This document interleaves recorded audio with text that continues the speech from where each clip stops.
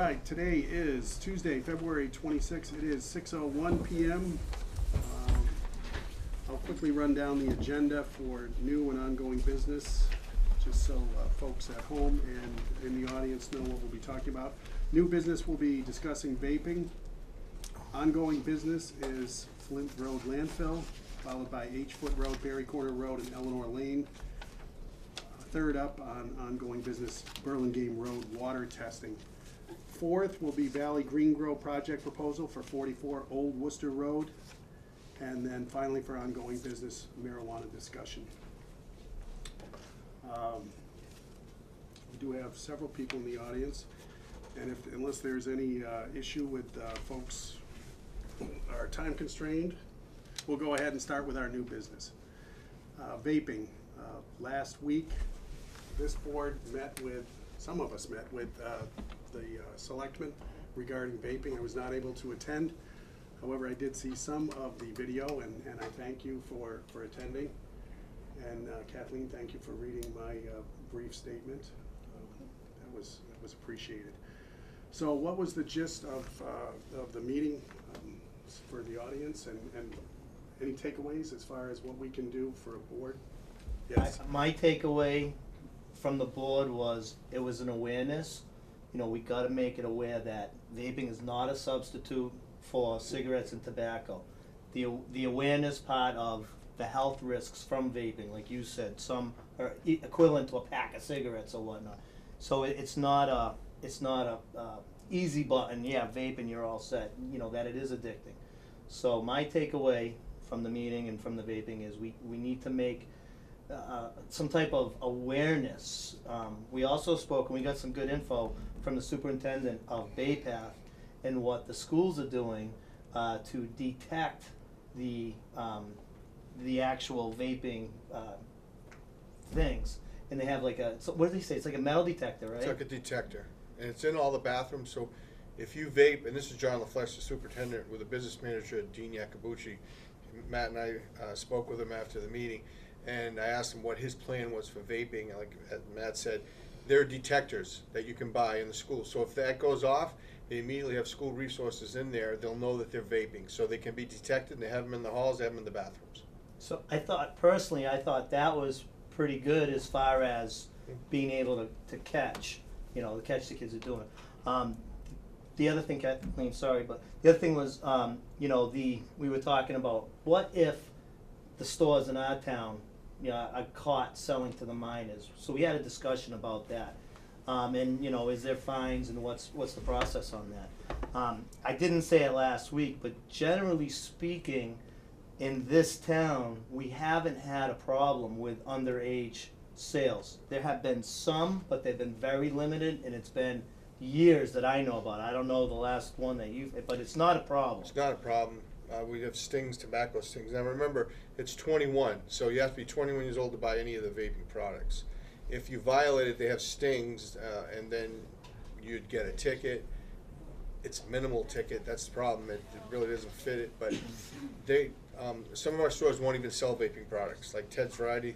They have nothing to do with vaping. They're just the small honey farms, the small country farms. I think there's 4 or 5 that determined that are selling those in Charlton. That's it. Now I think we may be down to 4. That's it. Yes, Kathleen. So my takeaway was that the select board was very interested and very committed to doing something about this. The discussion that we had with them was a healthy, definitive discussion where there was some serious concern by all the board members, Board of Health and Board of Selectmen. And in the end, I think we all agreed that it's a matter of educating parents and we, as well as grandparents, because they have grandchildren that are vaping, and a lot of parents don't understand how difficult it was. And up until a few months ago, I really didn't get it till I started researching it, and I realized how damaging it is.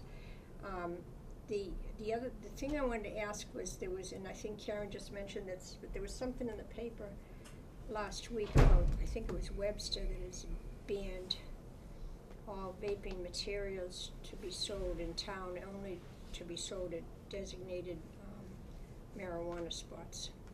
And I was wondering if that was something that we could do here, or would it make sense to do it? What are your thoughts? You could do, the board could eliminate them, but you'd have to hire an attorney to write up the regulations or adopt it, and would have to contact the Department of Public Health to Could we write up, just because use we don't, Webster's? we've never, no, we'd have to write up our own and it'd be adopted. You don't have to post it as in a paper or anything, but if you're gonna adopt it, you just, during your regular meeting, we would notify the people that are selling this product, that they would be prohibiting. But remember, if it's 21 and you buy it, it is legal. It's like cigarettes. It's the same, yet it's Right. less. So why don't we do away with cigarettes, in my opinion? But we're gonna do away with vaping because it leads to cigarettes. So I'm not that I'm for smoking in any way, shape, or form, but I'm not sure it's worth the effort. I'd rather see someone vape than smoke cigarettes, in my opinion, if you're 21 and you're able to. And I think that's what you're gonna eliminate. They're gonna go right to tobacco. So if you're trying to eliminate them from smoking and you eliminate the vaping, which is make you 4 times more likely to smoke, they said in the infomercials, but it's really not the higher nicotine end that cigarettes are. So some people, in lieu of smoking cigarettes, vape. So we have to look at it that way too. If you eliminate the vaping totally and it's gone, they're just gonna go to another town, they're gonna vape anyway, or they're gonna buy cigarettes, You know, which are not illegal and which are way worse than vaping. I think that taking it out of regular stores that sell tobacco and putting it only where marijuana is sold might be, as much as I'm against. We don't have anyone right now, and it looks like it's gonna be quite a while before we do have anyone selling Yeah. marijuana. I can just see, you know, I have to drive to another store and wait in line, and people are now thinking that I'm using marijuana. And there's the And all competitive that going spirit. Is going. You kind of monopolize the marijuana to encourage them to go there to get vaping materials and marijuana rather than go to a regular store. I don't know, there's pros and cons to all of it. I'm not for any kind of smoking, but I think that I'd rather see someone vape legally than smoke cigarettes, which are 10 times worse and more invasive to things that would happen to yourself. Yeah. But that's the board's decision. If the board decides they want to eliminate it, we have to go follow a process. But there's only 4 stores that are selling it, and I say only 4. I don't think they have big sales, because I spoke to the man at Honey Farms. He says we don't sell a lot of it, and there's a lot there. I even took pictures of what they did have. They're anticipating the big rush when the marijuana place opens up, that they would use these devices for not only vaping but using for marijuana. So basically, nobody can buy these unless they're over 21 anyway. Got to be 21. Right. Yep. So. But somehow it's getting into the hands of underage vapers, obviously, because Mhm. we're hearing now middle school, high school, certainly not 21. Yeah, and I could see if we had 25, 30 stores, 50 stores. We have very minimal stores. I'm just going to go to Southbridge or a neighboring community to buy them. If I may, and part of that reason may be because the new legislation just went into effect in January. So some of the children may have had it, but it was maybe 18 to buy that product then. Right.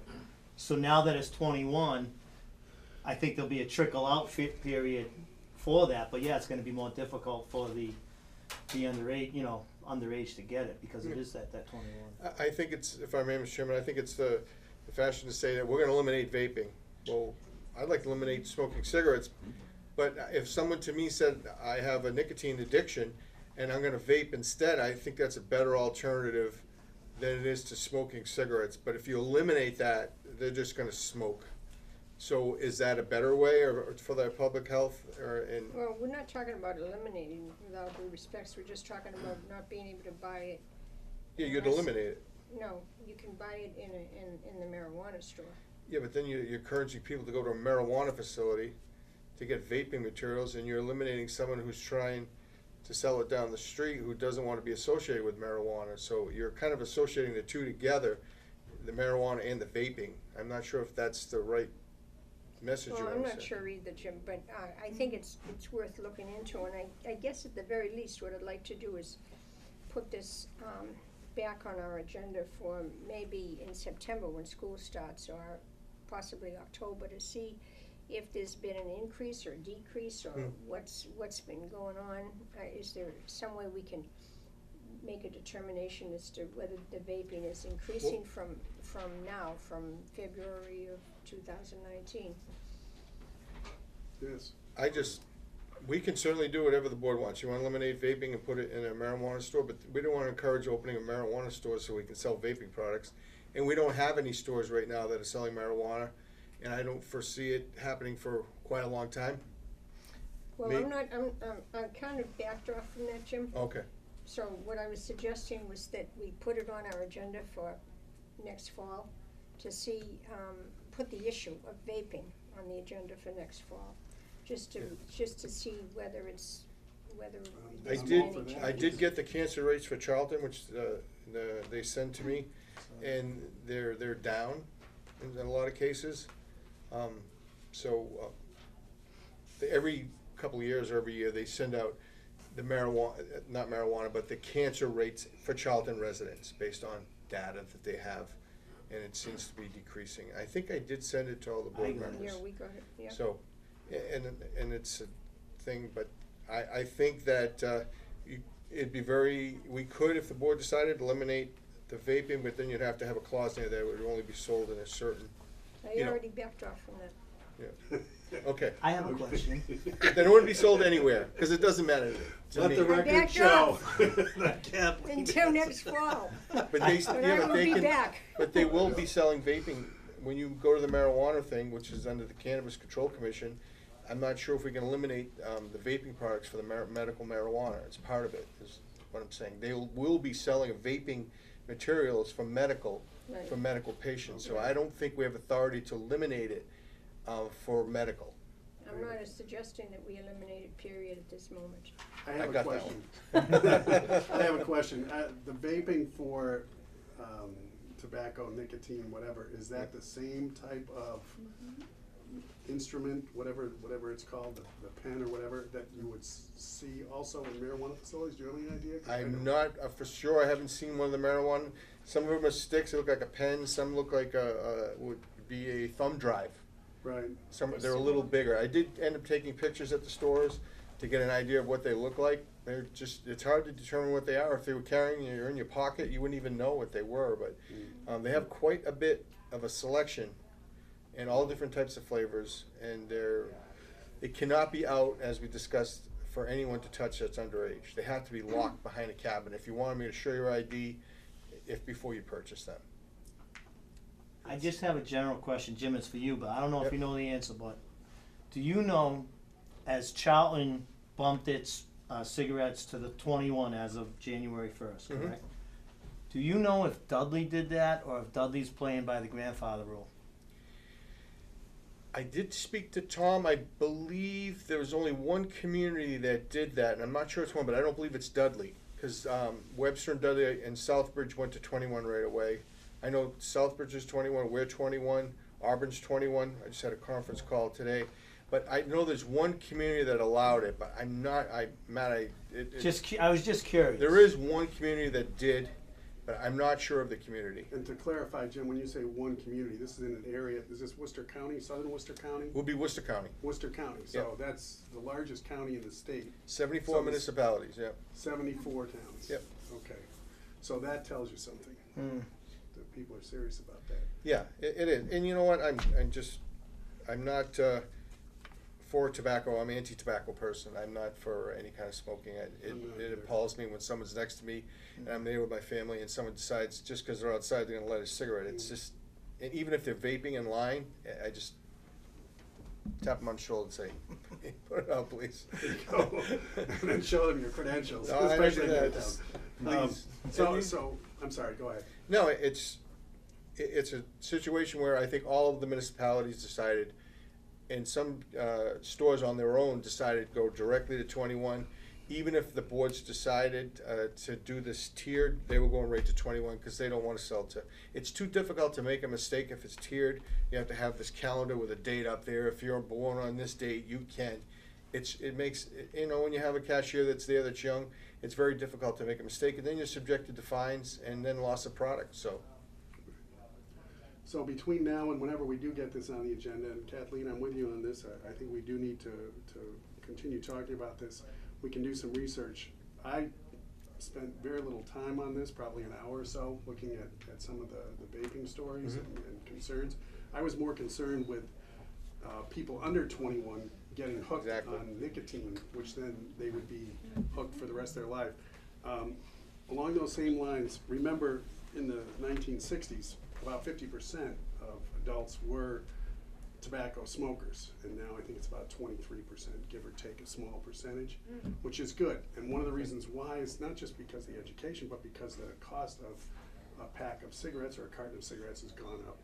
And the states have been putting on additional taxes as they go. And I'm all for that. So I don't know, this is something we can look at in the future. And I'm not saying we can put a tax on vaping, but I still don't understand how the vaping equates to a pack of cigarettes. Is it cheaper? Is it about the same? Because the way to discourage it is to hurt new users from taking on vaping if it hits them in the pocketbook hard. And you know, it's sad I'm to not say sure that the sometimes you cost. have to do I it. didn't, that's one Well, thing I didn't look at, so. I saw it, and they said $13 I know the for. cost is $40 for the starter pack with Juul. We both have kids in the high school. It's an epidemic in the high school. I have a son in the middle school. It's in the middle school. I don't know if any of you have spoken to the school nurses. That might speak be a to good this- idea. The school nurses have to report to me any kind of illness, anything that's subjected to. This isn't really an illness. This is an epidemic. No, but it's an epidemic, but it does affect health, so they have to. But the Dudley Charlton School District, Jamie Terry, who is doing some of our work for Title V with the loss of Jim, is on the school committee, the Dudley, as a Charlton representative. She said they're taking it serious, as I wish to adopt the same policy as Bay Path and have those detectors, but I think it starts at home too. Well, Where are kids getting $40 to buy this? That's expensive for someone to. True. The kids get it from other kids. Yep. That's how they get it. And then those kids probably get it from adults that bought it in the store. So it's the same way that people used to get alcohol, right? I mean, they get it Sure. from other Yeah, people that yeah. bought it for them. But in the school, they're doing a really good job educating the kids. I do think about it. Yep. They've had different nights about it. They send flyers out. There's stuff on their social media about it. So they're doing a good education campaign there. But I do think it's quite an epidemic. It's worth looking at. And like you mentioned, Mr. Sanborn, the bigger issue is this is Philip Morris and company, or the other big tobacco companies, coming in and taking a grab at the younger kids and saying you can hook them for a duration. For right? life. This is our revenue stream here. Sure, Yeah. sure. And the other thing that you may or may not be aware of is the device itself is tiny, like you mentioned. It looks like a flash drive or whatever. And that thing heats up with little coils, a liquid cartridge. Yep. These tiny little cartridges that come in different concentrations. And not only do they come in different concentrations, but they come in different flavors, and they also come in THC versus tobacco. So they extract the oil, they put it in the cartridge, and the oil has a much, much higher concentration than anything you'd see in a cigarette. That's how that all works. The thing heats up to like 400 degrees to make the vape, which is a vapor that the kids then inhale. It's really bad for you. It is. It's dangerous. I mean, I'll keep an eye on it. I only have a few stores to enforce. I stop by constantly. They know they're not going to sell to anyone underage. The thing is, someone buys them for someone else, and then they sell them to younger kids, and that's the problem. And if we didn't, all the towns around do sell them. I think Webster, like you said, eliminated the flavored, which they're all into the. I don't know. There's so many different flavors I couldn't even count them. And growing too, Yeah. from what I read. Yep, and that's something that they're right. They can add the THC to that, and you wouldn't even know. I mean, they're doing all kinds of stuff, but It actually kind of smells nice sometimes. I walked through a cloud of it. I was so embarrassed. I said to my kid, like, "Oh, it smells perfumey." He goes, "Mom, it's that guy vaping the blueberry over there." I'm like, "Oh." So embarrassed. they do. That's their way of attracting and not causing a nuisance to people. But I'm not for them in any way. You know, the vaping, but So, through the chair, other than putting it on the agenda and doing more research, is Is there any other action items that we can take? I was thinking about putting something on our website, a video. I'm assuming that there's already some sort of government video about, just short, We're a looking- minute or two. We're looking for one. I'm trying to look for the one that Comcast has, a short video that is really targeting young children about the dangers of vaping. And I don't know if it belongs to the CDC, but I'm gonna try and find out tomorrow. I have a class in Marlboro with a food safety update class, and I'm gonna ask some of the other health directors if they have any anything we could use, or know of anything that we could use, because the state will be there teaching the class, that if we can get any materials that we can put on our website, because we now have control of our own website, the changes in the town, we can actually control what we put on it. We don't have to go through Lisa Westwell and wait for her to put it on. We're actually going to be interacting and changing. Our website can change often. Our board or all boards? All boards. All boards, Yeah. okay. Not Okay. yet, though, it's not in place. No, it's working on it, and Kim and Andrea are working on it and making sure we update. And I think that's something, but I'm not sure, I wish we had a counter that would show how many times people visit the Board of Health website. It's Kathleen going on there every hour, 'cause I'm kidding. No, I think there's gotta be I'd like to put it on like maybe the Charlton channel, Yeah. and get it on a more of an audience, or someone suggested the selectmen, the person does the town channel,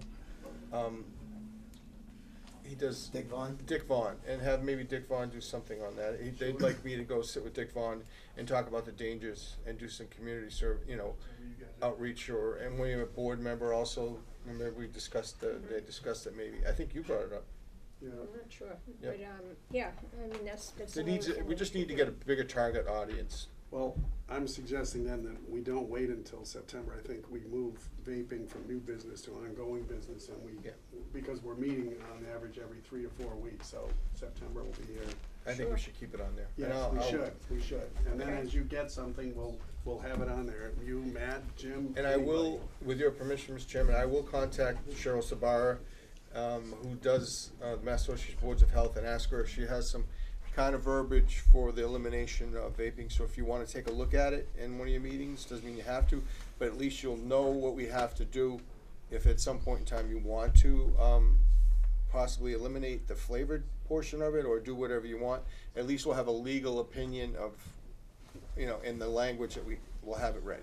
One other thing, Jim, along those lines, if they do have any of these little brochures you see out on the table Mhm. by the Board of Selectmen's room, if there's anything that the state of Massachusetts or the CDC, you said, CDC.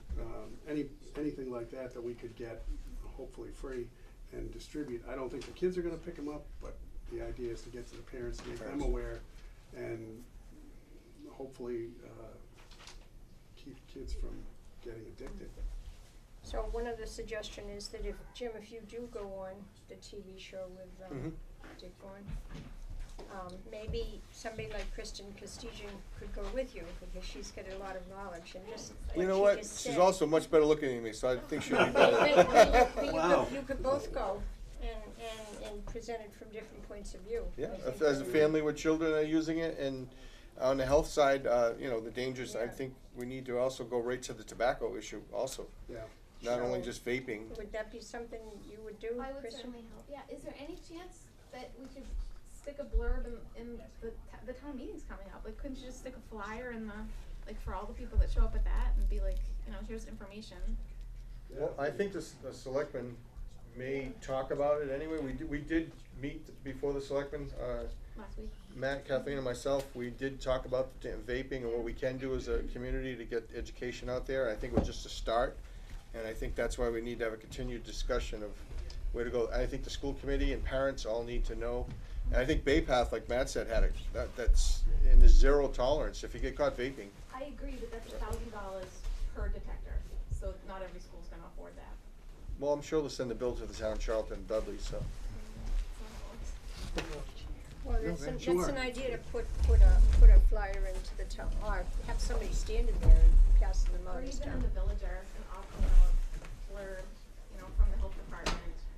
Well, maybe there's some of this marijuana money that was given for dangers for education, seeing you can put THC in it, maybe we can use some of that $50,000 that's coming from Green Gold Group.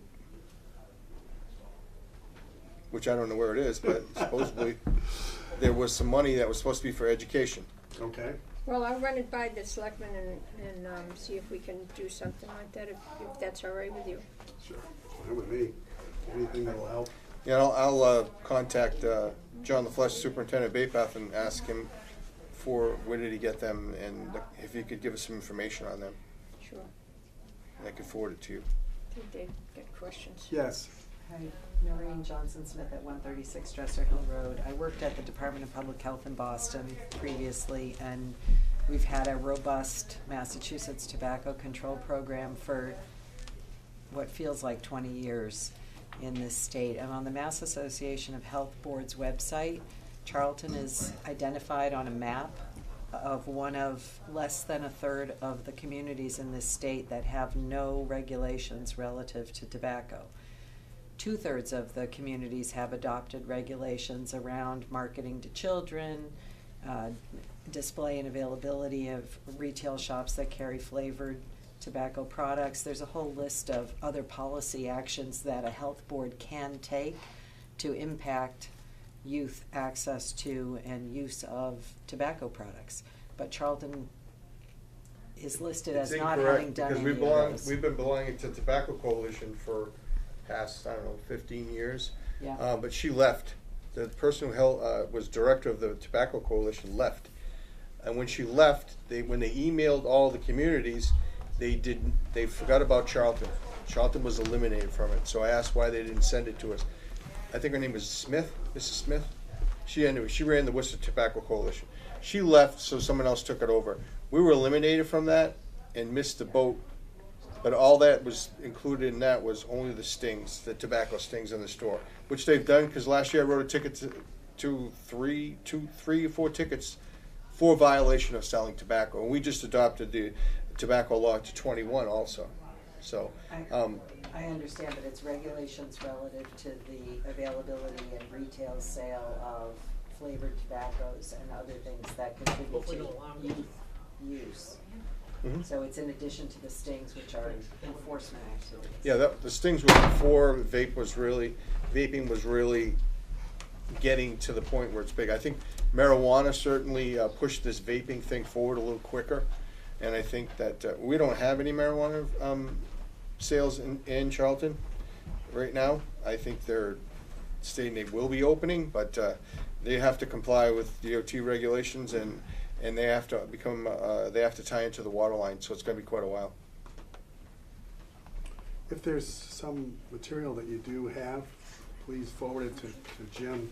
I know what she's talking about. I've been on that. Oh, That's you can forward it to all of us, and I will check that out, because I hadn't seen that myself. I So think thanks Noreen for- would be a better person to speak on that. Absolutely, well qualified. Great, would you mind?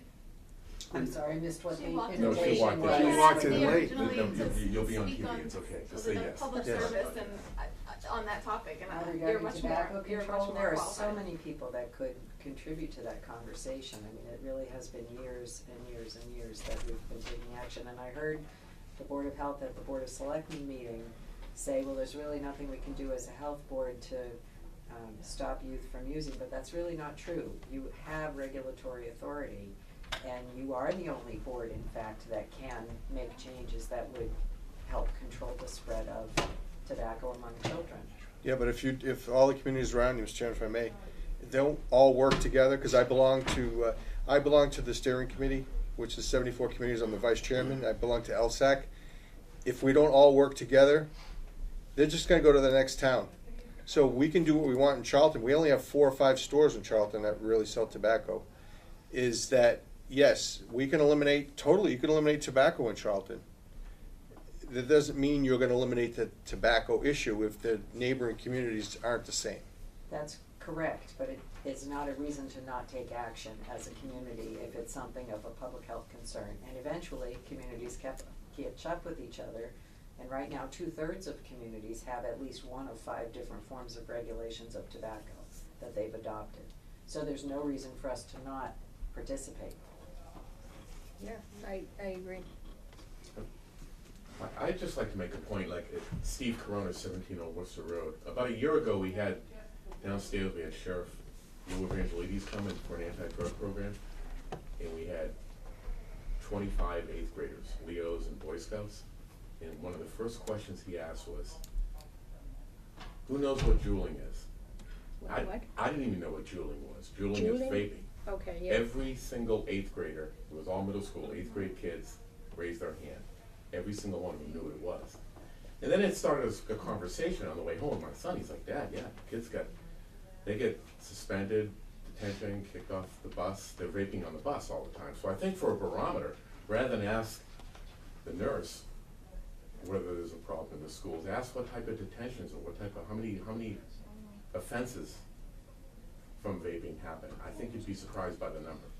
Every single kid, eighth grade kid, raised their hand, they knew what juuling was. The adults in the room were sitting in the back, we didn't know what it was. And juuling was that most common sense of vaping. It's like cleaner substitution. And if you go into the Honey Farms out on Route 20, I wanted to take a picture and send I it have to them. you all. Do you? Of the It's a big, display. colorful glass display about 6 feet high with, And at child eye level yep, of all of the flavored products. they're all there. Yep, Yep, I took Is pictures it of Honey it Farms? at Honey in Farms. Charlton. Every single store, I took the pictures of where everything was and made sure it was behind in a lock so it's not accessible.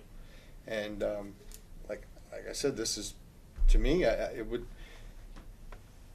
is new thing. It's attracting the wrong crowd, but so is tobacco. And tobacco's been legal for a long, long time, and I'm not for tobacco either.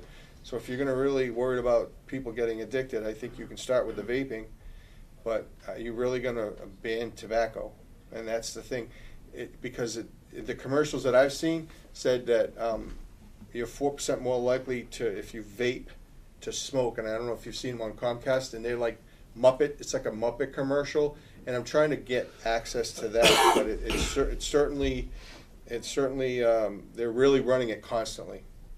So. There was a couple more questions. Yes. I was just gonna say, the kids will tell you that nobody smokes. They'll tell you only old people smoke. The vaping is that generation. So I don't know, I would worry more about the new trends. Yeah, I'm not for the vaping at all, and I don't think that, but I think it starts at home too with the children. You check their I totally backpacks agree. and I totally agree. make sure before they leave they don't have these things to bring to school. You know, But like Steve said, a year ago, parents didn't know what juuling was. right? I didn't know what juuling was. Every eighth I did grader, not. every kid did. Yeah. We were shocked by the. Yeah. Once you have kids in the middle school and high school, you will know. Yes. So the Mass Association of Health Boards has a map of the state that shows communities that have adopted regulations on tobacco retail. It includes 172 communities have a ban of tobacco sale in pharmacies. 112 communities have a cap on the number of retail licenses to sell tobacco. 186 have minimum legal sale age of 21. Some of these are outdated policies, but we don't have anything in Charlton. Restriction on the packaging of cheap cigars, 164 communities have restrictions on that. Restrictions on the sale of flavored products, 124 communities have passed bans on that. And 133 out of the 351 cities and towns have no retail tobacco policies, including Charlton. And this is the Mass Association of Health Boards Tobacco Control map for the state. So you can go to their website and look at it. Thank you. Yep. Yeah, I wasn't aware of that, thank you. Yep. So we'll keep it on the agenda and maybe we can start adopting some of the regulations. Whatever we get from meeting to meeting, I think the more information we have, the better. And if there's something that we can do to get some kids from not starting this, I think it's somewhat of a win. I will call. I'm sure you know Cheryl Sabara. I will call Cheryl. I'm very good. I talk to her all the time. Ask her, like I said, to get some kind of draft. But as far as Charlton's not a big metropolitan area with tons and tons of stores. Doesn't minimize it any, but there really are only 5 stores. The Honey Farms you're at, the one that's next to it, Ted's. Then we have the one on the corner of Oxbow and the Country Farms. That's it. Did you include Food Mart? The food, and the Food Mart, and then also there's Swifties that just opened last week on 169. That it just got their license from the state. There's also a Massachusetts clearinghouse which has free materials that you can order by the hundreds, and they'll ship you a crate of materials to That's where we got all distribute. that, those 2 boxes are full. Right. We ran out, we called, within 3 days, they shipped us another Yeah, 50 for free. They have a ton of variety of materials aimed at tobacco education for you. The town's having a health fair, Mr. Chairman, soon, and we'll be participating in that April 30th, I believe. And that's when I think we can bring some of the vaping stuff, because a lot of the adults and parents bring the children. It's at the library, and we'll have a booth set up, so Good, if anyone's around on the 30th, you want I to. should be. Well, the other thing, One Mr. second. Chairman, I'm sorry. No, go ahead. The 27th of April was the Earth Festival here on the Common, and it might be a good idea to have some kind of a table there with information, anti-vaping information. Maybe something colorful. I don't know, I'm just throwing this out to the community. Maybe some kind of a colorful thing that would draw kids in, and then And then scare the heck out of them. Scare the heck out of them. Tell them what it's gonna cost them for a lifetime of nicotine addiction. Right, What it'll right. do to their I think- brain. I think when you disguise the odor from vaping with all this blueberry stuff, and Right. now we're getting into the marijuana oils and all the other things, the reason that's so attractive is I was in Florida and someone was smoking, vaping marijuana beside me, and it smelled like blueberry. Okay, but it was marijuana, But it took a little while for me to really get the distinct smell. right? Even Get though I was a high. kid. And, but as we're heading down that road, the vaping is a definite, first stop that we have to probably slow down before we jump into what we. Mr. Jordan. John Jordan, 68 H-Foot Road. I know our board is not comprised the same way that Southbridge's Board of Health is, but I know they have a ton of subcommittees. I don't know if we could have a subcommittee that includes some of these people who know far more than I do, and a Board of Health member to sit on it that concerning just vaping, just to investigate a bunch of options that we could do as a town. They could be putting it all on Jim and all on the board that meets once a month and giving you guys a ton of work. Maybe if some volunteers would create a subcommittee that reports to the board. I don't know if that's a possibility because of the way the board's made up or not, but is it something we can do? Well, we, through the chair, we do Yes. have we do, one subcommittee that we do have is the recycling committee, and they've been very active for the last 5 years. This board formed that recycling committee, so there's no reason why we couldn't add another committee with residents. Yes. I'm Kristen Kasakian, Carroll Hill Road. The type of regulations that Noreen mentioned, is that something that a town meeting votes on, or is that something that you guys can just adopt on your own? How does it work? The board can adopt it on their own during a regular meeting. Oh, yeah. And the only regulation needs to be posted for a change is Title V. You can't just arbitrarily post a meeting and say we're gonna change Title V. You can't do that. You But guys if, can do but so if they wanted to, at a meeting, ban, and as long as it's legal, because you do have to check with legal, because if you're gonna make a regulation, you need to make sure you put the wording right and correct. But then it is also, and then you'd have to notify all the stores, they have to remove all these things. So, but I think it's more that if they're gonna do that, also, we should have control over if they're gonna sell medical, if there's vaping in there also, that would be included. But I'm not sure if the Cannabis Control Commission, if we have authority over that, because it's medical. But to my mind, if I may, I think what you're talking about is commercial, regular tobacco flavored vaping. Yeah. And leave the marijuana facilities alone because they're gonna be.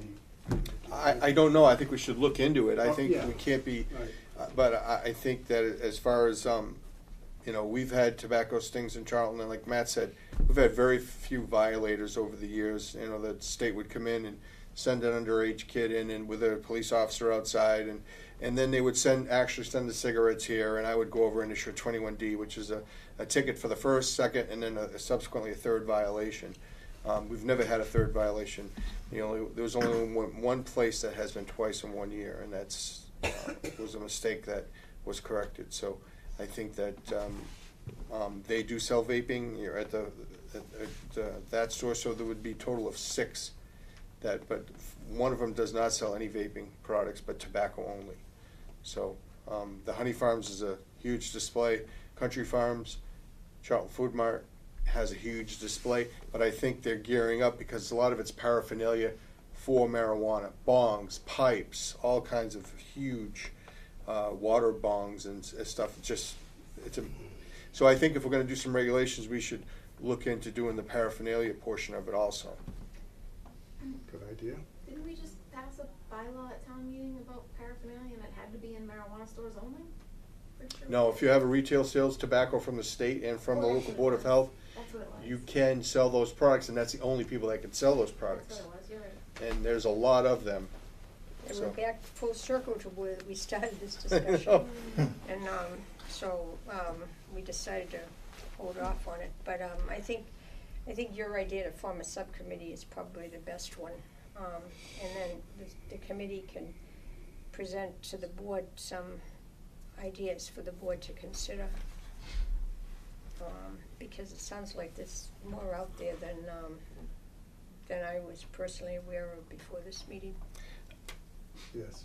And not that I'm not for going to another meeting, which would bring me to another meeting, because I belong on too many committees, is that this office, we're currently researching the vaping, getting materials going. I've been going back and forth to the stores.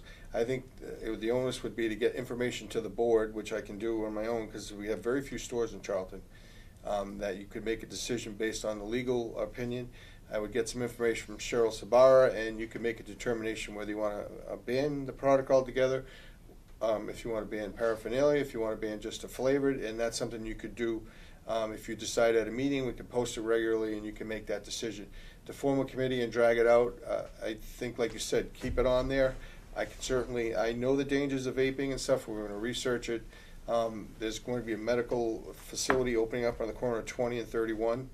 And I think we should get ahead of it before the opening. If we can ban the paraphernalia there also, if it's for vaping, that means, like she said, if you can put the THC in that vaping, then if we ban it, they wouldn't be able to. My head's spinning, it's coming too It's fast. the same apparatus, it's identical. Yep. Yeah. It's identical. But, and as far as the flavored cigars and stuff, when I'm in the stores, a lot of kids come in and they're buying, like you said, those purple flavored tobacco, the cherry, and they buy them one at a time or two at a time because they're cheap. They're like 99 cents. And they buy a lot of them. He says they sell out all the time, and those are the flavored tobacco products. But you still have to be 21. But it's still getting into the hands of Middle school. Yeah. Yeah. Right. So They're easy. They're in a package. They're this big. Yeah, Just so somebody's buying them in a packet of that, and then they're marking it up and making a little money on the side, even though highly illegal. But I'm not surprised. It's somebody mentioned. I don't think- just like alcohol sales used to be. Yeah, and I think that if you could work with other communities to work in conjunction, but if they're just gonna go over the line and buy it from someone else, now you've eliminated it in Charlton for the very few stores we had, but now they're just gonna go over the line and get it somewhere else. So I think it needs to be a group effort, and that's something we talk about at the FEP steering committee meeting, is what can we do as a region, of the largest region in Massachusetts, to develop anti-tobacco, and some of the boards just aren't for it. And when you're dealing with, 74 different boards, and most of the boards don't agree with banning, I've brought tobacco before this board before, and they had two smokers on it, they didn't wanna hear it, they didn't wanna join the tobacco coalition. So, but we have been. 3 non-smokers now. Yeah, former smoker. Who don't even vape. So, I understand what you're saying about they don't list us on there, but it's certainly, we've been, as far as, we don't have any regulations, to be honest. We have some marijuana regulations, but as far as regulations, I wrote them up a long time ago, and we did. Before vaping was even a word. Before vaping was even there. There were more regulations of idling, way to ticket people. If you have regulations, you're allowed to write 21D, and we never passed that, but I still have those. But as far as, it didn't include tobacco, but we did just vote to go to 21. So now, anyone who was 18 now cannot buy tobacco, cannot buy vaping materials, you must be 21. So it's very difficult to control where they get it. Mr. Jordan, So I can be clear, the board has the ability to just ban selling the products altogether in the town? right, we Yep. could ban tobacco sales. Like if we next want. meeting, you can post Yep. that, next meeting, you guys can We vote on could. that, and it's out of the town. Yep. I'd be willing Well, to go that's to what they did Southbridge in and- West Webster last week. That's right. Yeah, Yes. I'd be willing, I go to Southbridge. Webster for received a meetings. grant for that, so they, I'd be willing to go there and say, we did it here, why don't you guys do it here too? And I think, Jim, you were right when you said, you know, you need to get a little coalition, but if you can start small and go to there's 7 surrounding towns, Leicester, Spencer, Oxford, Dudley, Southbridge, Sturbridge, I'm missing one. No, that's not, I'm talking, well. are you talking specifically vaping or eliminating tobacco? Well, I'm talking, No, no, just not necessarily vaping eliminating products. tobacco, but trying to work to restrict the displays for what these kids are seeing, restrict flavored vaping, things along those lines, whatever we decide, and start small and just talk, so that people can't just go across the line. Now they've gotta drive 2 towns away, or 3 towns, or whatever. But it But starts if you're- with one community. Right. Even if you just Yep. lead the charge in other towns, we'll see how well it Correct. works. and they Right, might copy, right, you know. right. Yeah. She said it's not regulating it. I think if a 13 or a 14-year-old has to get on his 10-speed bike and ride to Webster to buy vaping products, well, that's This probably is- not the this is worst a display thing of- in the world. Yeah, right. What you were talking about at Honey Farms. You can scroll down and up, it's pretty tall. And I agree, my 15-year-old daughter thinks smoking is disgusting. I'm not so much worried about that. No, She me really neither. thinks it's Neither. disgusting. Yeah, everything is But gross. they don't think anything of vaping. All their friends are doing in school. They're all have challenges to see who can get away with it going down the hall. They all think it's a big joke and it's not a big deal. So Until they realize that they're addicted to if we could nicotine, just which get rid of is it all together in the town, I'm all for that. very difficult. No, it rings. I think I called somebody. You did. Relax. I don't know, it's hard to see, but I I'm think this surprised is it wasn't me, because I think this is what I don't we're even talking carry a about cell and what you phone. saw. He just got Yes, one. absolutely. you can see the display. Oh, no, I Very see. colorful. It was, Nice Pretty, big yeah, color. it's like cooling, it's like cooling. And that's only a portion of it. It's huge, so. I see it, I haven't seen it, thanks. So, this is like the largest display of any product that they have. It sounds like, if it's 6 feet tall, I have yet to go into a That's- store and That's one of the smaller ones. But as you can see, it goes on the whole front counter. how wide is that? Like 10 feet, 12 feet wide? It's about 10 to 12 feet wide. They might as well just put up a billboard there, you know, here, don't leave without giving us some of your money. And that's another one from another store. So, Yes, Kathleen? So, I'd like to make a motion, and I'd like to back off from my backing off, which I backed off from half an hour ago. Can I write this down? Backing up. I'm not saying anything. I'd like to make a motion that this board, consider banning all vaping products as Webster did, in the same method that they did, which I don't know what that method is, but I'm sure we can find out. I guess I'd like to bring it up for consideration to ban it at our next meeting. Matt, your thoughts? Personally, if we're gonna do a regulation, I think we should take maybe another meeting's worth of investigation. Let us go on our own for a couple of weeks and see with our own 2 eyes, because if we're gonna consider banning anything, I do think we should think about that paraphernalia and the bongs and all of that. I think that's, sending a bad message to the kids, and, quite frankly, people that are offended by it have to go pay for their gas, stand next to a 3-foot bong. I mean, I don't know. But I just think that we should look at the whole picture, including the vaping and some of that stuff, and take that into consideration. Because I personally don't know enough about it. I go with my blinders on. I don't. Yeah, I haven't seen this until Jim just showed it to me. So I'm walking into the stores too, and I'm not looking around. That's why for me, I kind of want to, even if it's at, my limited area where I go and see with my own 2 eyes. I mean, certainly an awareness. But even those displays, yeah, I've seen those displays. For all I knew, it was You're right. cigarettes. I don't know. I don't look at them. you're right, I didn't really look. Yeah. I paid more attention, but I think Matt's correct, but it takes a while to write this up properly. It's not something you can arbitrarily just, but I think we can do it at a regular meeting, but I think we should include the paraphernalia in there. If they're gonna take it out and they have 6-foot glass bongs with and all that other stuff. It just doesn't look good. And they're doing that because of the anticipation of the retail marijuana store that would open up.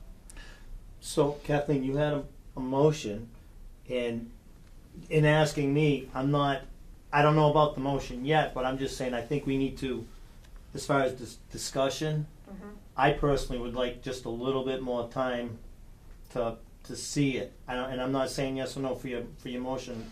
Well, But the motion is to put it on, is to put it on the next meeting, to seriously consider banning the paraphernalia. I had brought it up earlier in this meeting, and then I backed off on it because there didn't seem to be any reason to go forward at the moment, but I've heard a lot of testimony tonight that has changed my mind. And so what Jim just showed us is very disturbing to me, and I for some reason haven't seen it, just like you. I don't see it. So I would second the motion for consideration to talk about it at a future meeting. I don't think myself I'd be ready to put the regulation in at the next meeting. I'd like at least maybe one more meeting so we could, as a board, have a discussion one more time on this before Okay, as long as- regulation. As long as we're moving forward, I'm Yeah. happy with that. I'm with you on moving forward. I think I agree with both of you. To get it at the forefront, put some time, spend some time, do some research together. Jim, whatever materials you do get from Cheryl Sabara or. I know that she takes a while to get back to me, but certainly we're gonna need someone to draft it up, a Right. letter. So and then you're gonna have to review it, and you're gonna have to give a comment period at the meeting, but you can adopt it at a regular meeting, but like Matt said, give me some time to Yeah, get that's okay. the documentation together so the board can accept it, so it looks good. Go ahead. No, go ahead. Thanks. I just kind of want to know, like, what are our options? Okay, yeah, ban it all together, that's one option, but can we, as you were discussing, maybe, do just the flavor stuff or just the paraphernalia? What are our options as far as what have other, regions done or other towns done? I think Webster just eliminated the flavored. Correct. They didn't do the whole ban on vaping. They just did the flavor, They correct? restricted flavor to adult-only tobacco outlets because they already have a ban on tobacco being sold in adult-only establishments. So they have regulations that provide for the sale of the flavored things, but in adult-only establishments. So they're restricting it for below 21.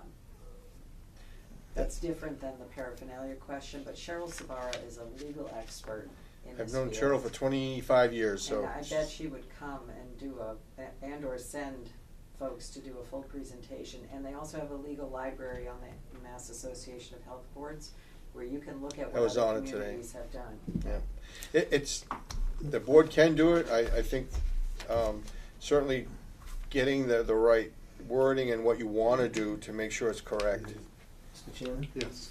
Could we ask Jim to reach out to Cheryl to see if she could, in fact, send somebody to give us a presentation? Because I think that would be. I can ask. I've asked her in the past, and she's overwhelmed. She's Busy. short-staffed and overwhelmed, so she could. I know she was supposed to come I was invited to some meeting, I forget the topic of discussion.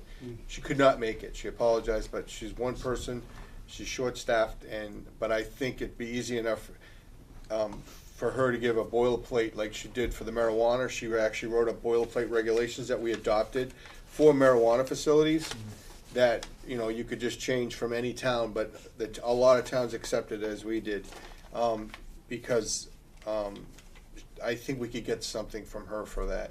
If not, Webster, I don't know, Webster didn't fully do what I think this board wants to do. But I will get the options and see where legally we stand. Are we able to, remember this has to go to if the Attorney General says it's not legal, you can adopt the regulation, but we want to make sure it's enforceable. Because we have to tell all these stores, everything's out.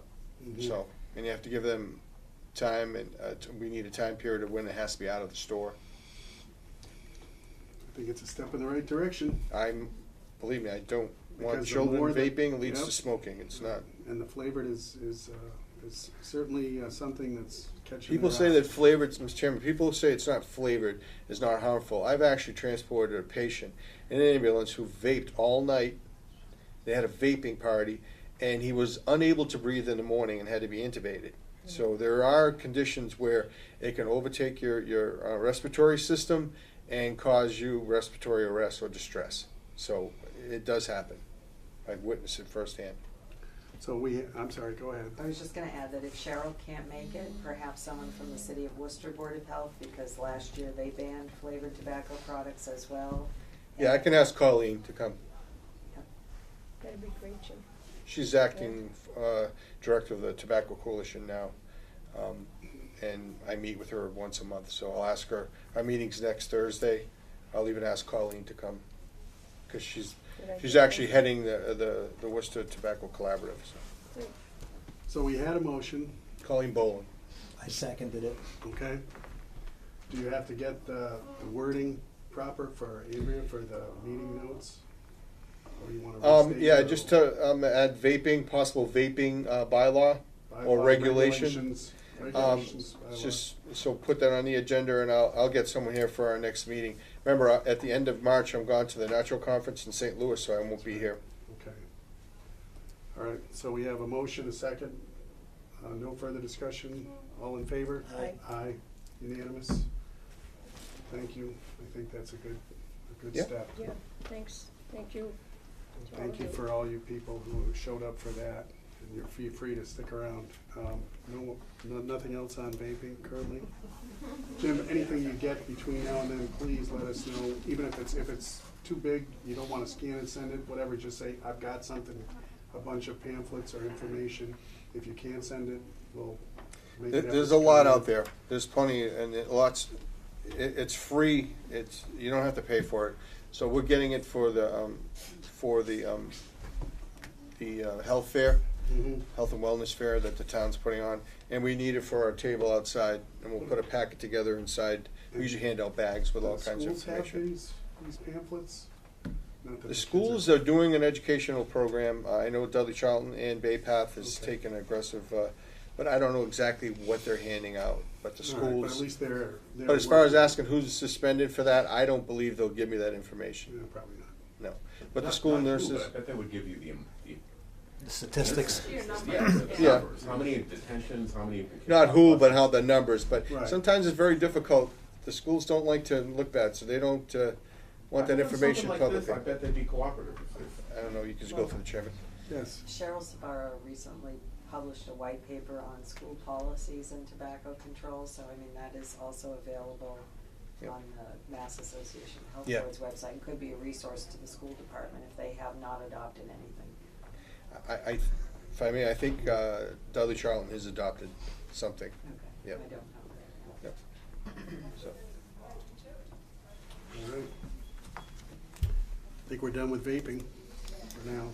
Thanks again, everyone, for I that. think the problem is we're also regional, so we have to be in coordination with Dudley, because Dudley has a health director, Charlton has a health director, so they always invite both of us together to sit down and discuss the issues, which is, If it affects the schools.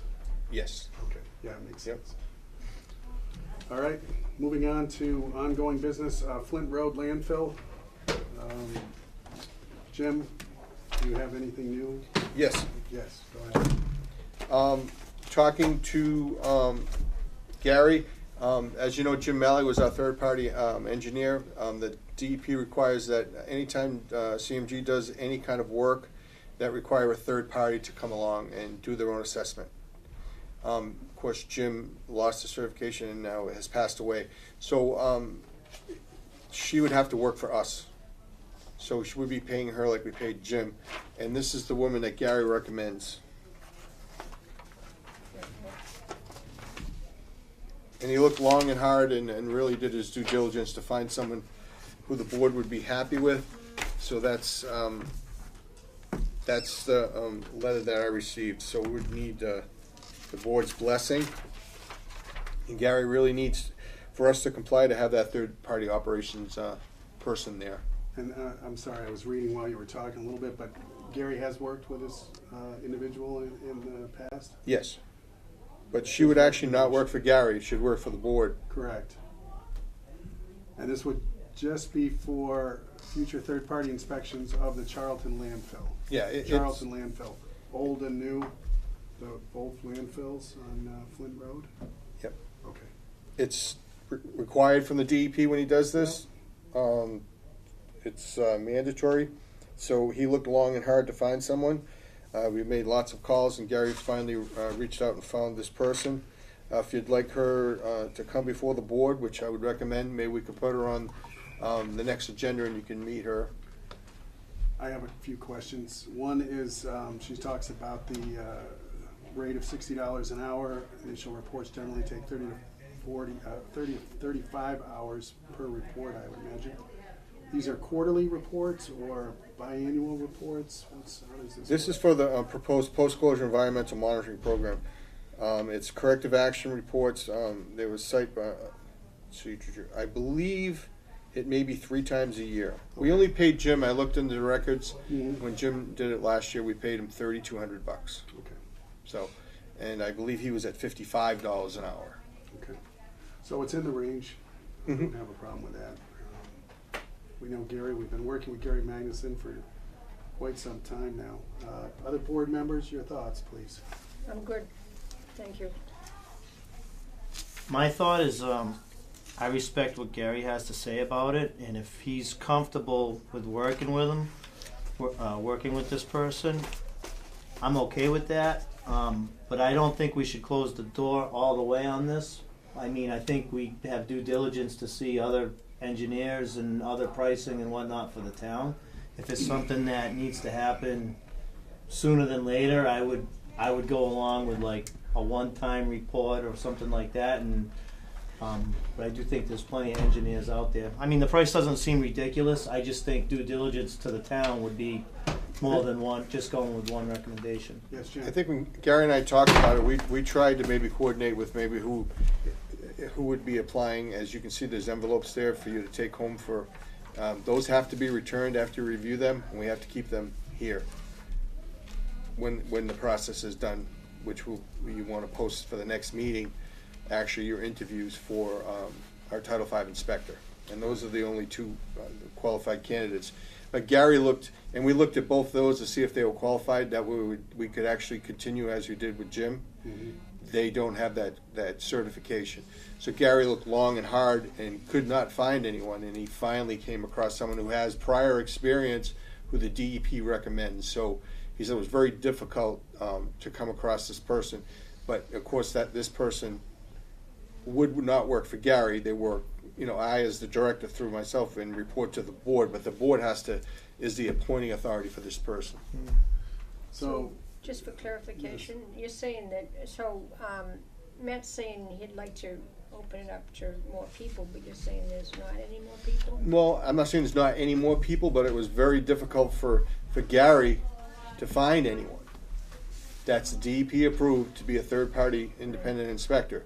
And that's one of the certifications that Jim didn't have in the end because he was very ill, and that Gary has been looking and searching and searching and searching to find someone who's qualified and has the experience. He thought that the board would be happy with this person, so that this is what was sent forward for me to forward to the board. But that certainly, I don't think hiring someone without speaking to them, I think if they're going to do work for the board, we should at least invite her to the next meeting and have her come in, and that way you can possibly ask questions. And it's not a lot of work. It's very so it's not going to be this glamorous posting of work to be done. It's just something that's going to work. And every time Gary would go and do the whole inspection of the landfill, this person would go along with them and report. Their own report would come back to the board. this is required by the state, you said? Yeah, DP mandate. So Matt, are you suggesting then that we would have to post this, or not would, but we should? No, I'm not. I mean, I wouldn't even have a problem if Gary could come in and maybe talk what Okay. his feelings are. But I'm not saying no to this person whatsoever. I think Gary's been leading this board in the right direction since Sure. day number 1. Yep. So I'm not taking away from Gary's reference whatsoever. I'm just hard pressed with somewhere he's saying, "Yeah, this is going to be our new person." Not No, saying no, that, but I'm just no, saying no. here's our new person, and I just say, oh, okay. I mean, I respect the recommendation, but is there anybody else? I don't know. When I spoke to Gary, Mr. Chairman, for me, when I spoke to Gary, he said, I'm trying to find someone that the board would be happy with, and I'm trying to do my due diligence. So we asked Jamie Terry, who is filling in for Jim now temporarily until the board can appoint someone full. She doesn't hold that certification, and that's not something you can easily, I think, obtain. So Gary did some searching and actually, it should have been up, I could have looked. He said, I'll do you a favor and look. He didn't charge us to look for this person, but he felt he needed to get someone who was qualified for the board, but certainly it's not someone he's saying that he's just recommending this person to the board. So it's up to the board on what you want to do. It's your call. But he just has some work to do, and he really needs to get that third party person there. So just, can I have one more question? So Jim, so the two Title V applicants that we have tonight Yes. can't do this work, No. simply, and No. there doesn't appear to be many Title V applicants that can do this work out there, like Jim Malley did, Well, the problem is, when Jim Malley left, he left a void with 7 or 8 communities, right? because he did that So for they're 7. all So school they've formed a 6 community coalition to hire someone. I'm not sure if they've had any luck yet. But you have to be approved by the DEP to do Title V and be a registered sanitarian or have the qualifications to even inspect Title V. We pulled the list from the DEP that's approved and people are already doing it, and the 2 applicants in there are highly qualified and meet those qualifications. So we did send, and you can see in your folders the paperwork and the process we went through in their application. And there was a couple other people that did apply that did not have the qualifications to bring them forward. So getting back to Tessa David, is that the correct? Yes. It's, can we bring her in, and are you suggesting at the next meeting, have her come on in and? Yeah, I mean, if And this, what about Gary? Or do you want him to Gary come here too? too? I mean, yeah, I could call Gary anyways, and, Yeah. you know, just, Sure. he'll tell me where he's coming from or whatnot, and that's, you know, I don't have a problem with this at all. I just question, you know, is this our only choice, that's all. That's a good question. You're right, and I think that, and he said the $60 an hour was comparable, he's right with Jim, because we looked into it, what we paid Jim to do this. It's something that, I couldn't find the reports that Jim did though. So this person has to formulate their own report, send it back forward, so it kind of matches up, and the DP requires that, so, certainly it's up to the board. I think just Gary just worked hard and made sure he found someone who's had prior experience and he felt comfortable working with. And personally, if we need something that's time sensitive and Gary's waiting on something, I don't have a problem doing it for this Yeah. quarter or this inspection. I don't have a problem with that whatsoever. I don't think the price is a ripoff by any means. I think it's probably, quite frankly, it's probably cheap. I just think the due diligence is to make sure that we can say, yeah, there's nobody doing it for, you know, you know what I'm saying? Yeah, if you want, Mr. Chairman and Matt, I can have Gary come into the next meeting and explain his process. Would that be okay? Sure. And what the need is, the time frame, and how we came about, rather than have her come in. Maybe it's best to have Gary come in and explain, because he wants to talk about Burlingame Road and the test that's on the agenda next, and maybe we could have him come in, because he doesn't have the results in writing yet, and he's going to forward them tomorrow, a letter, but that's up to the board. Does he have them not in writing? Yes. Can we Okay. talk about them? We can, yeah, I mean, If you're okay with this, I'll invite Gary to put him on the agenda. put him on ongoing business first, so we're not wasting his time, especially, I'm assuming we're paying him too. Yes. So we'll put him first on ongoing business. He doesn't always Or charge new when he business comes to work. these meetings. I know, Yeah. but I don't want him sitting around for. Sure, for 45 fire, he minutes lives an in hour. Tallinn, Connecticut, I understand. Right. But he did touch base with this department today and said that, and he called me personally and said, they look good, it's clean, came back clean. Okay. Good. He's just pending the written results that he's going to draft a letter with them and send it in tomorrow. But he'd like to come before the board. Yeah. and explain If this it's all right with and other the board things. members, I would like to talk to Gary. So, We'll Mr. get Chairman, both things squared away. Yes, sir. I'd like to table the discussion for Tessa David until we speak with Gary and Good. maybe talk about it at a future meeting. And along those same lines, if I could just add to that, you mentioned that if something comes up, because we may not meet for 3 weeks or 4 weeks, Yep. if Gary needs something, we are allowing this Tessa David to, if the need arises, to Okay. do the work. I'll for- explain for to him. Gary. Yes. If he needs to perform work before the next posted meeting, and we're not gonna be in compliance with DEP, please use her Right. temporarily until the board can sit down and discuss it with her. Correct. Is that correct? That's what I would suggest, what Matt. I We just don't wanna be said. out of compliance with the DEP. Correct. Kathleen, you're okay with I'm that? good with that, yep. Okay, Okay. very good. Thank you. And like I said, Burlingame Road, the water testing, the one address that did respond, very clean. So where do we go from there, as long as we're talking about Burlingame Road water testing? This will be brief, I'm sure.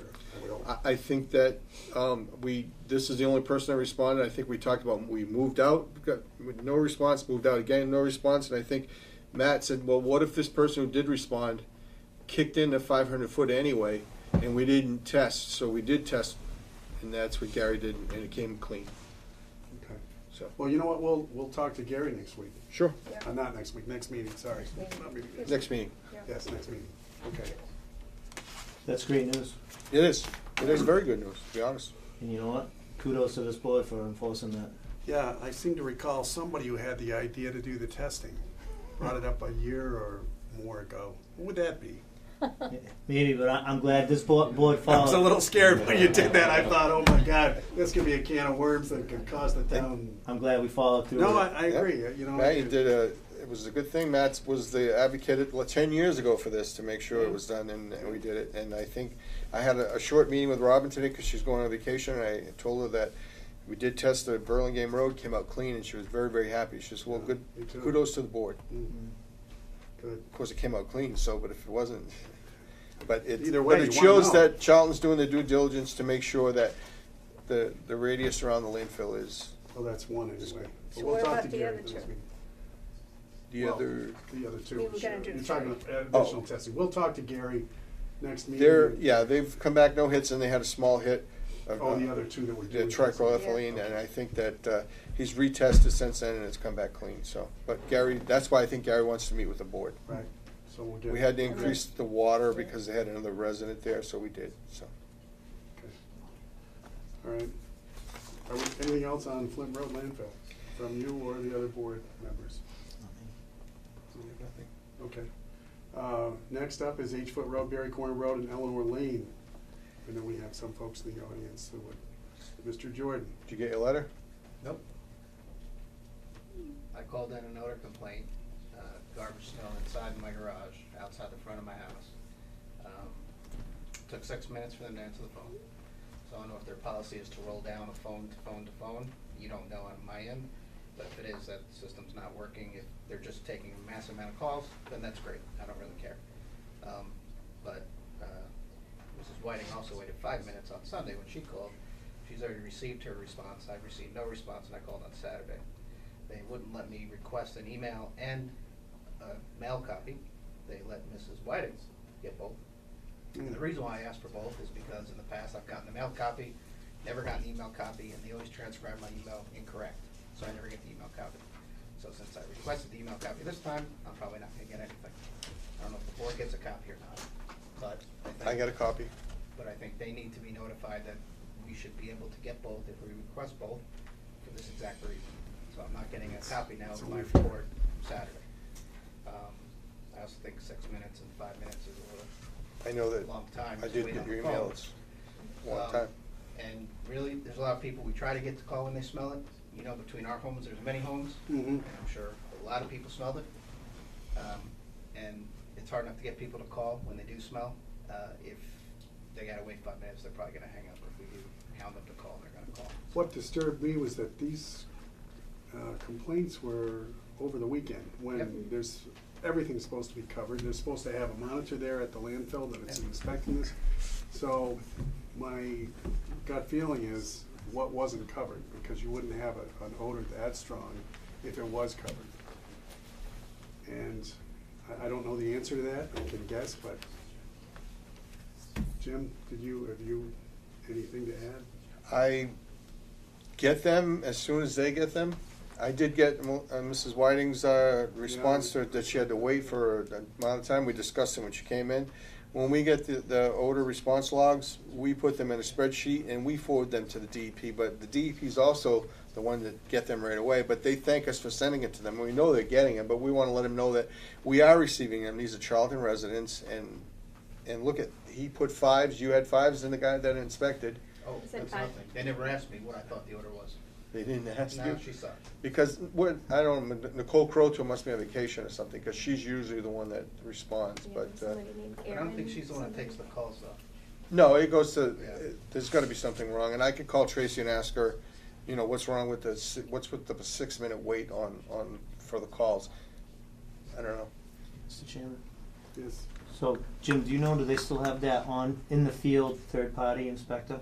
Or are they off for the winter, or, there was I believe we said there was, somebody from Southbridge that was, or somebody from DEP that was full-time monitoring that landfill? Yeah, from what Andy Pelletier, the health director in Southbridge, said that the DEP has taken an active role of on-site oversight on the landfill in Southbridge, so So I guess what I'm getting at is that ongoing, or is that seasonal? Like, we yeah. would be able to find out if there was something open, if that person was I'm around. not sure of the status of that. I Yeah. could check with Andy.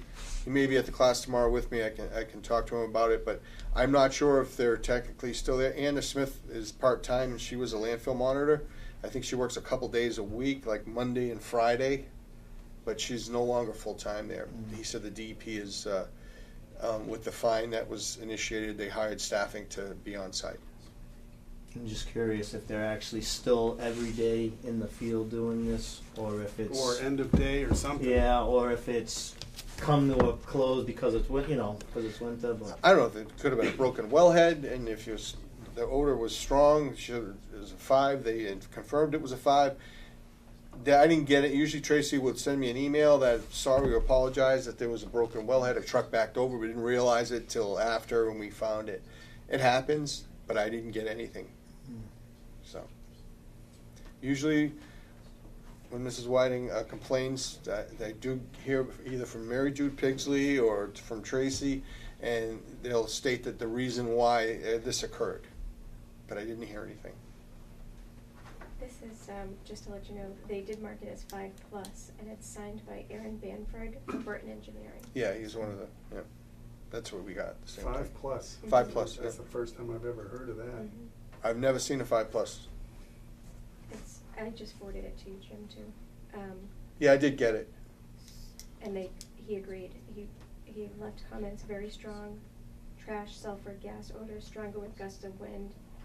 At the second visit, about a half an hour later, still a very strong odor with sulfur and trash. And down on Eleanor Lane had a very strong odor of sulfur and gas as well. And Mr. Chairman, to me, if you're getting that kind of odor, there's got to be an open portion of the landfill to get that odor, because you wouldn't get that type of odor just from a wellhead. It's that pungent smell of trash has got to be from not using daily cover. Right, Mr. Chairman, yes. can we make sure somebody from this board, either Jim or one of the staff, communicate with Tracy and get Mr. Jordan's request situated one way or the other, get his email correct, and figure out if they can do one or the other or both, or what it's going to be. We just want to make sure we have a plan for that. I'll call Andrea when I get a break. I'll be in Marlboro tomorrow all day at an update food safety class that we have to take. But I will make sure that if I try, I'll text Tracy myself if I have a break. I don't want to be rude at the classes. I'm not sure if they even allow us to have our phones on. So I just want to get that addressed. I'll leave I Andrea a agree. note to Yep. call. Tracy usually gets right back, so I'll have her email Tracy and say what was the situation. You know, I'll let them know. Mr. Whiting. I have a quick question. Now, I know that supposedly they're not accepting any more trash No. or anything, they're closing it up. I'm just curious what they are hauling in, because I've passed trash trucks Mhm. with covers on going into the landfill. I I- passed two of them the other day. MBI trucks, right? Both of them were different, but they were the long tractor trailers with the covers over the Yeah. top. The covers were mounted, so you know they were full. Well, I don't think they're accepting municipal solid waste. They're not open for that. They've exceeded the max, but they are trying to fill and do the final cover. So whether the DEP said, yeah, you can fill this small portion in, and they allowed some of it in, I don't know. I'd be speculating. I know they have plenty of cover because it's all in Charlton. So if they need daily cover, there's a mountain of it. Mr. Chairman. Yes, Mike, ma'am. I've seen the trucks too, Mark, and, but typically when they were hauling the trash in, it was all in walking floor bodies, all aluminum trucks when the floors push it out. Mhm. And the ones I've been seeing are dump trailers, like you're saying, they're all covered and everything, but that the whole truck goes up, so it, to me, it looks like it's a different product, and I don't know if it's coming or going. But I think today I've been past I three know of them on some of them were 169. coming because I went down the hill and they were going up the hill, going the other way, and they were lugging trying to get up there. Mm. And like I said, with the smell, you know, was it something that was just left up there over the weekend because they didn't have time to disperse it? I don't know what it is. Like I said, I don't know what's in it. Maybe it's cover, but it just, One way to find out would Could be to- COM 90. when they're slowing down, hide behind a tree and then run after it and jump in to see what's in there. you know, climb the truck and go Yeah, in and see right. what's in there. Take some photos. They're not allowed to leave open trash. It's No, just- I know, that's. So that's- I don't know if there's a broken wellhead or something, but I'll have to find out. And I will make sure I let everyone know. But they haven't. I'm just surprised to see the trucks, that's all. I thought it was done. And I've seen 'em. Seeing Yeah, the I saw some actual on trucks 20. that used to be going up through there, they look like the same type, Yeah, running up the hill, still going in there. I mean, not one after another like what we used to see, but, you know, I It- head out, I pass one on the hill, I get on 169, here comes another one. Well, MBI still has all the trucks in Charlton, so they haven't just decreased any of them. So, you know, I know we can use the Oxford transfer station now, but I'm not sure. MBI has not left Charlton; it's still on Griffin Road. So.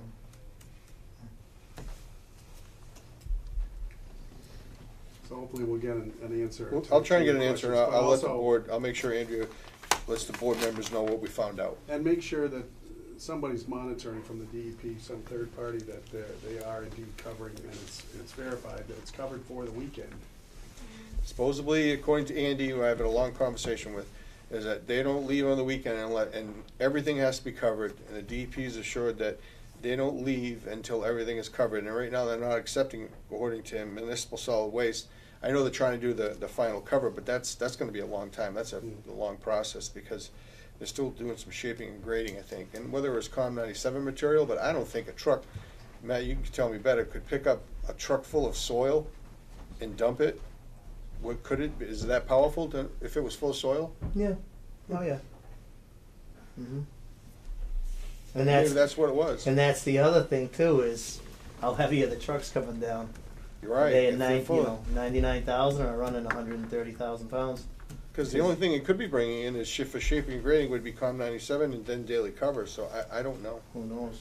But that was a problem in a different town where they were bringing in massive amounts of dirt products and Right. getting paid by the ton. So now all of a sudden these trucks were coming in excessively overweight. It would be if that was full, they're huge. Okay. I'll work on that. Thank you. What's next? Oh, I wanna make sure that the folks in the audience are you good with, I'm all good with making sure I get email and mail. we will definitely work on that. So you want email and mail, so I'm correct, Yep. right? Yeah. They told me I can, and I always have before, and she got it on And Sunday. I always request both too, and they I never will call question it. Mary Jude if I have to and And they say, said hey, that they're stopped telling last Tuesday. the Charlton residents no more email and mail, so I'm sure she'll correct it. Okay. Right. We'll skip over Burlingame Road water testing, we touched on that, and that will also be part of our discussion at our next meeting. So we'll move on to Valley Green Grove project proposal for 44 Old Worcester Road. I know we have a number of folks here in the audience. Mr. Chairman, I'll be right back. Okay. I'm gonna get a glass of water myself. All right. We can start, we'll open this for discussion, however you want to do it. I'm just gonna. Yeah, go ahead. I think I'll get some water myself. Mr. Russell, I don't know if you're the spokesman for the group, but if you want to, you can come on down, make yourself comfortable while everybody takes a quick break. Yes, it's in the corner. I'm the guy with the top. Yeah, it's behind everybody. Let's see. I'm thinking 3 weeks for the next meeting. We've got to get it done before Jim goes on his trip to St. Louis, which is late March. So it'll probably be 3 weeks, but just watch for it. It'll be posted or get Jim a call. Hopefully that'll work for you. Okay, thank you. You want to sit here? Yeah. Make yourself comfortable. How are you? Good.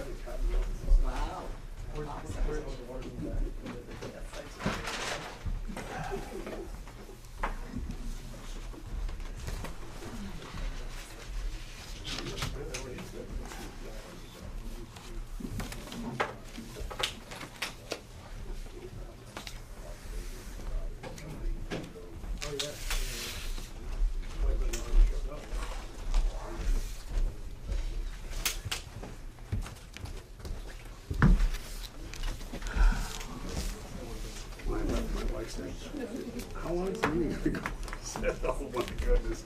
I said, it's gonna be late. 2 weeks? I Okay. think so. Yeah, fine, I fine think with there's that. enough for me sometimes sensitive things. We can get Gary in here, Yeah. yeah. Which would put us for 5, that would be, 12, March 12th. That's probably okay. I'm sure it's okay with me.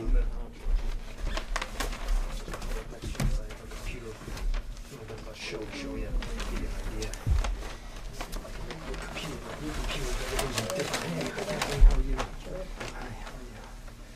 How are you? Good, how are you? Yeah, it is March 12th. March 12th. If we do our next meeting for 2 weeks from now, March 12th, are you okay with that? I won't be here. You won't be here. I'll still be on my feeding cruise, Okay, that's no problem. but, you can do it without me, but Well, Matt suggested 2 weeks. She's not gonna be here for the 12th. Maybe the following. The following?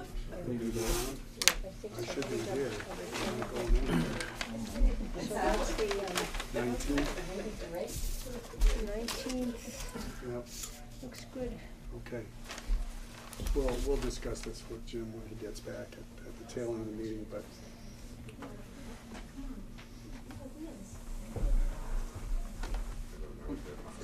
that's good.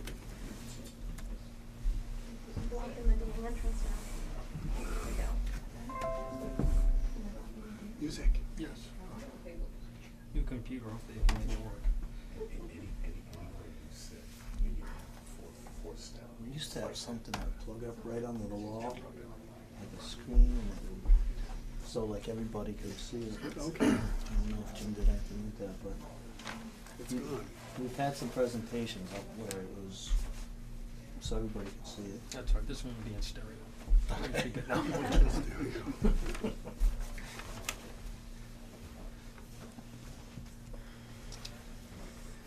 How's everything? Good. Kathleen's keeping us on Oh, that's And rough back and rough. she's a pro, she's been doing this for a long time.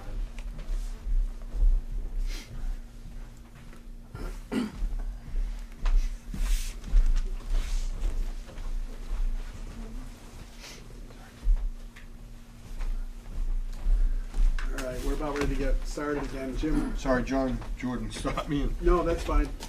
Are these the latest plans that we have for VGG? Is that it? Just a qualified? Yes. Okay. All right, I'm gonna open this up for discussion. I think we have 2 folks here that are assuming you're both butters, or I know you are butters, Jerry. I'm at a butter, Ed is over at Carroll Hill. I'm over Okay. here, yes. And I've heard you speak at some of the meetings. And so, okay. By all means, go ahead and Well, we'll. Mr. Chairman, floor is thank you yours. for allowing us in, Mhm. board members, appreciate it. I'll be brief. Ed has a presentation, but I just wanted to talk about the broad powers of the Board of Health with regard to definitive subdivision plans. And the law allows the Board of Health broad discretion to review many things, health, obviously, safety, and drainage. And I just want to touch on a few quick points. The road, Old Worcester Road, is 22 feet wide. I have a poster over here that I can show you. Photos that, well, I took out walk the road every morning, and here's a school bus coming by. This is the entrance to Charlton Orchard. Yep. And this is up by the Miller Funeral Home. This is a dump truck. And as you can see, this is one of our first snowfalls, I believe. And the bus certainly could be over a little bit more. But even if it were over a little bit more, a tractor trailer truck or a dump truck would have difficulty getting by it. We see this all the time. We've lived on the road for 30 years. And the number of trucks, dump trucks, construction trucks, delivery trucks after the VGG project is built are hundreds. You can see the numbers here, hundreds of trucks every day, and that presents a safety issue for the people who not only travel the road, but little children who are going to the 3 schools nearby. So as I said, the road, Old Worcester Road, is 22 feet wide, and this is something the planning board will deal with, obviously. The required width for a commercial development, and this is described by the proponent as non-residential, that would thereby make it industrial or commercial. The requirement for the road is 35 feet, which is far wider than the existing 22 feet. So that's a safety issue. And that's not just into their facility, you're talking anything that leads to that facility. Well, where I'm they're talking about the paved area from one side to the other, Right. not the right-of-way. Right. I'm talking about the paved area. Mhm. And the paved area, according to the town's rules and regulations for subdivisions, the paved area must be a minimum of 35 feet. The existing roadway now, paved, is 22 feet. Okay. So that's a problem. I don't know if VGG measured the road, but it's 22 feet. And it's 22 feet from Route 20 up to Main Street. So it doesn't comply, and for safety reasons, that's a significant problem. And then there are drainage issues, which just compounds the traffic and the safety issue because of poor drainage. That's an issue that Ed will address. One of the things I'd like to talk about is the drainage regarding the swale that exists on Old Worcester Road, then drains into a pipe that comes to my neighbor's property, 59 Old Worcester Road, and that's a 12-inch concrete pipe. Yeah. That goes down my neighbor's and my property line with my neighbor, and then that pipe underground goes onto my property and empties out onto the back of my property. And there is no town easement for that pipe. So any drainage coming from this project, if it is built, whatever's coming down is gonna end up on my property. And my concern is that I can't see how the town can legally permit a project that is dumping water onto my property. So those are my issues, and Ed can speak to these things much better than I can because he's an engineer. Yes. So, good evening, I'm Ed Carson, I live at 47 Hanson Road, and I wanted to make a couple of points regarding the proposed subdivision that I feel are, strongly feel are real safety hazards. The biggest one being, and I'll show you on the plan, they have recently revised the plan. I don't believe they've addressed this issue. It just came out the other day, and I haven't had a chance to get it. I believe the engineers that are here from BGG and they can correct me if I'm wrong. But basically, I'll just give you a quick overview of what's going on, or what the plan is. So basically, the developer is planning to cut a road, into the mountainside here. There's a very steep grades that come off of Old Worcester Road, and built a small cul-de-sac. And then the idea is because the town bylaws require, or subdivision regs and bylaws require a 3-to-1 slope. No, you can't build anything greater than 3. So basically, they've done a 3-to-1 slope as far back as they can go until they hit the regular grades up and around here. And so this is roughly 9 acres plus that they're gonna be disturbing. So there's a number of issues here as far as drainage and safety is concerned, from my point of view. Number one, the current plan is to take all of this water, run it. There's a French drain, or more like perimeter drain. French drain is the term for it, but it's an underground drain system that goes the whole length of this underground detention system and around the road.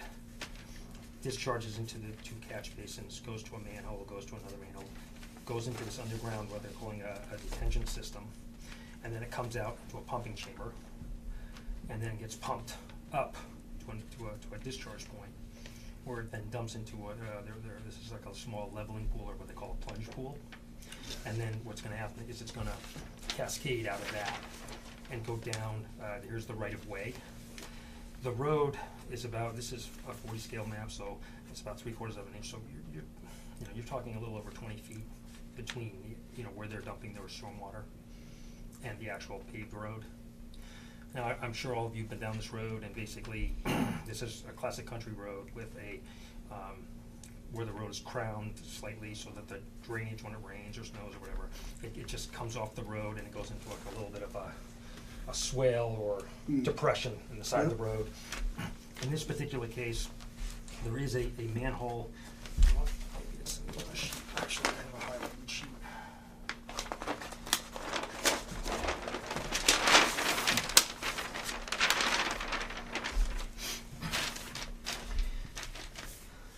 So there's an existing catch basin here, and this is the one Mr. Russell was talking about. It's a drainage inlet, and it actually goes underneath the road, goes to a drain manhole, and then goes a 12-inch pipe out through the back of the Russell's home and into a wetland. It actually forms a stream that goes down further. Basically ends up in Mr. Moore's property, where he has a fish pond. So it actually goes to a fish pond. There's another catch basin along the road over here, drainage inlet. And this catches all the swale water that comes off the road, or anything that might come off the property in this area, goes into this and then kind of meanders its way. It's almost flat. Meanders its way into this basin, or drainage inlet, and then it gets underground. There's a pipe from this basin to this basin, and then out. If you go out here during super cold weather, you'll notice that this is actually not frozen along here. There's actually a natural spring here, so it's always wet, even when it was 10 below a couple of weeks back, where we had numerous days in a row where it was below freezing. This was still running and actually feeding that stream down below. So when you're looking at this plan, there's a couple of real problems. One, they're going to put a road right on top of a natural spring, which is a problem because obviously the natural spring is Mother Nature's going to win here. You're going to want to come up and end up either going over here, or put out in the road and break out. You'll end up having an icing condition for that part of it. Number two, when this water comes through the system, it gets pumped out of this pump, and according to the documents that I've seen, it's going to be pumping at 400 gallons per minute, which means it's going to come into this plunge pool, which is supposed to slow it down, but it's still 400 gallons a minute, and then it's going to come over the top of that through a riprap swale to slow it down and prevent erosion. But there's nothing preventing the erosion in the public right of way. So from here to the road, where they have this basically dirt, leafy swale, there's nothing going to be stopping this water. And it's about 20 feet. It's about 20 feet. So you're going to get erosion there, obviously. You're also going to get Excuse me. the swale that's You here. can't cover up we can't record the meeting with the paper. I'm sorry. Oh, Sorry. Sorry, I missed half that. Good call. So I guess so this is a big concern, because you're gonna have all this water roaring out here and causing erosion control problem, as well as a drainage problem along the edge of the road. The way this drainage system is set up with the French drain along here, it's gonna be picking up the groundwater. So instead of, you getting the natural drainage flow over here, you're gonna get this thing pumping all the time, because basically you're gonna be dewatering this whole mountainside. So if this is running full time, obviously you're gonna get a lot more water coming out of here. And there's nothing protecting this area, because it's in the public right of way. And certainly the swale is not there or designed for this kind of operation. What's in this area here? This is pavement. So That's all the road, pavement. all paving.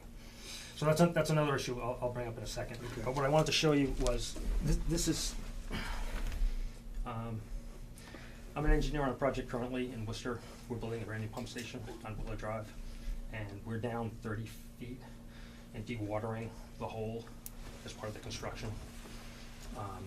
And this is what the dewatering looks like.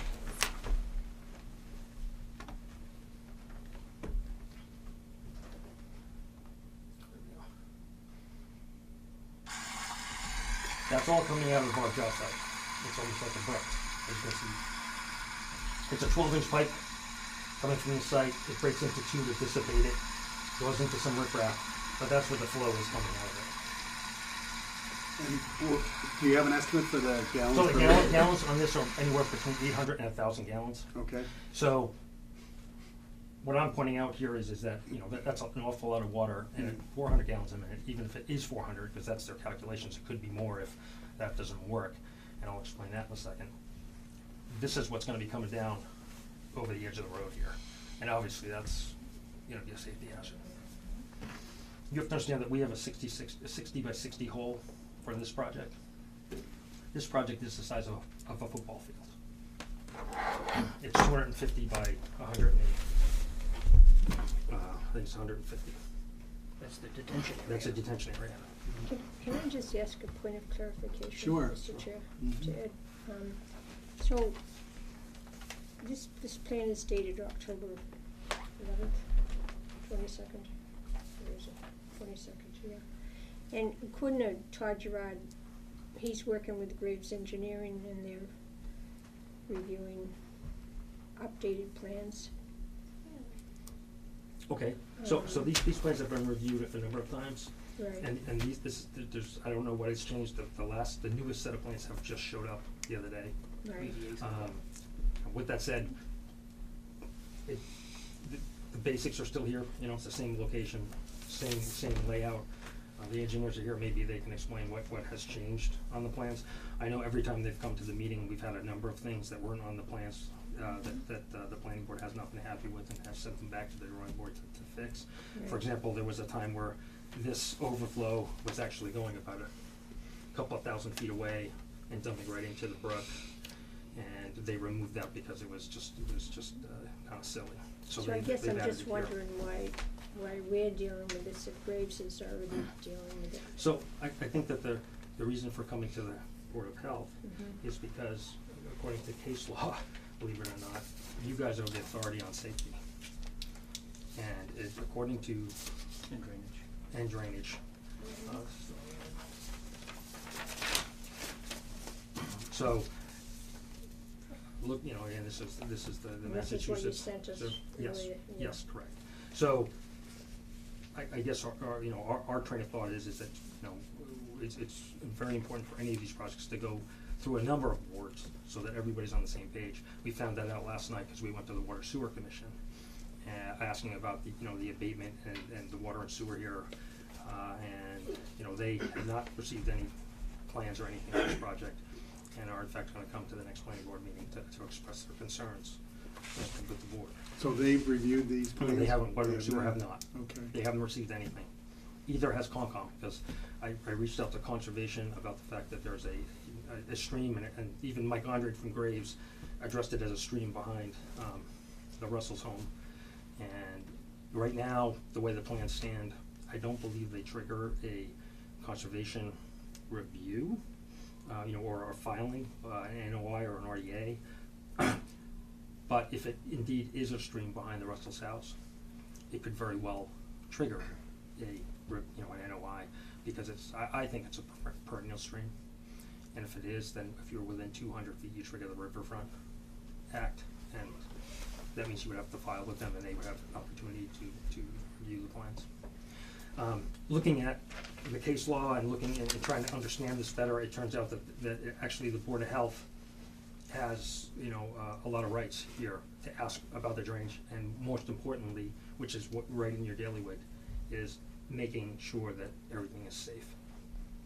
Just like you guys talked about vaping, and all these other things, safety.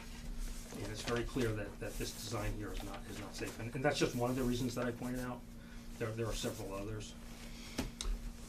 One of the questions that I have, because I'm not too familiar with exactly how these plans, for a project this large, how it kind of walks its way through the process.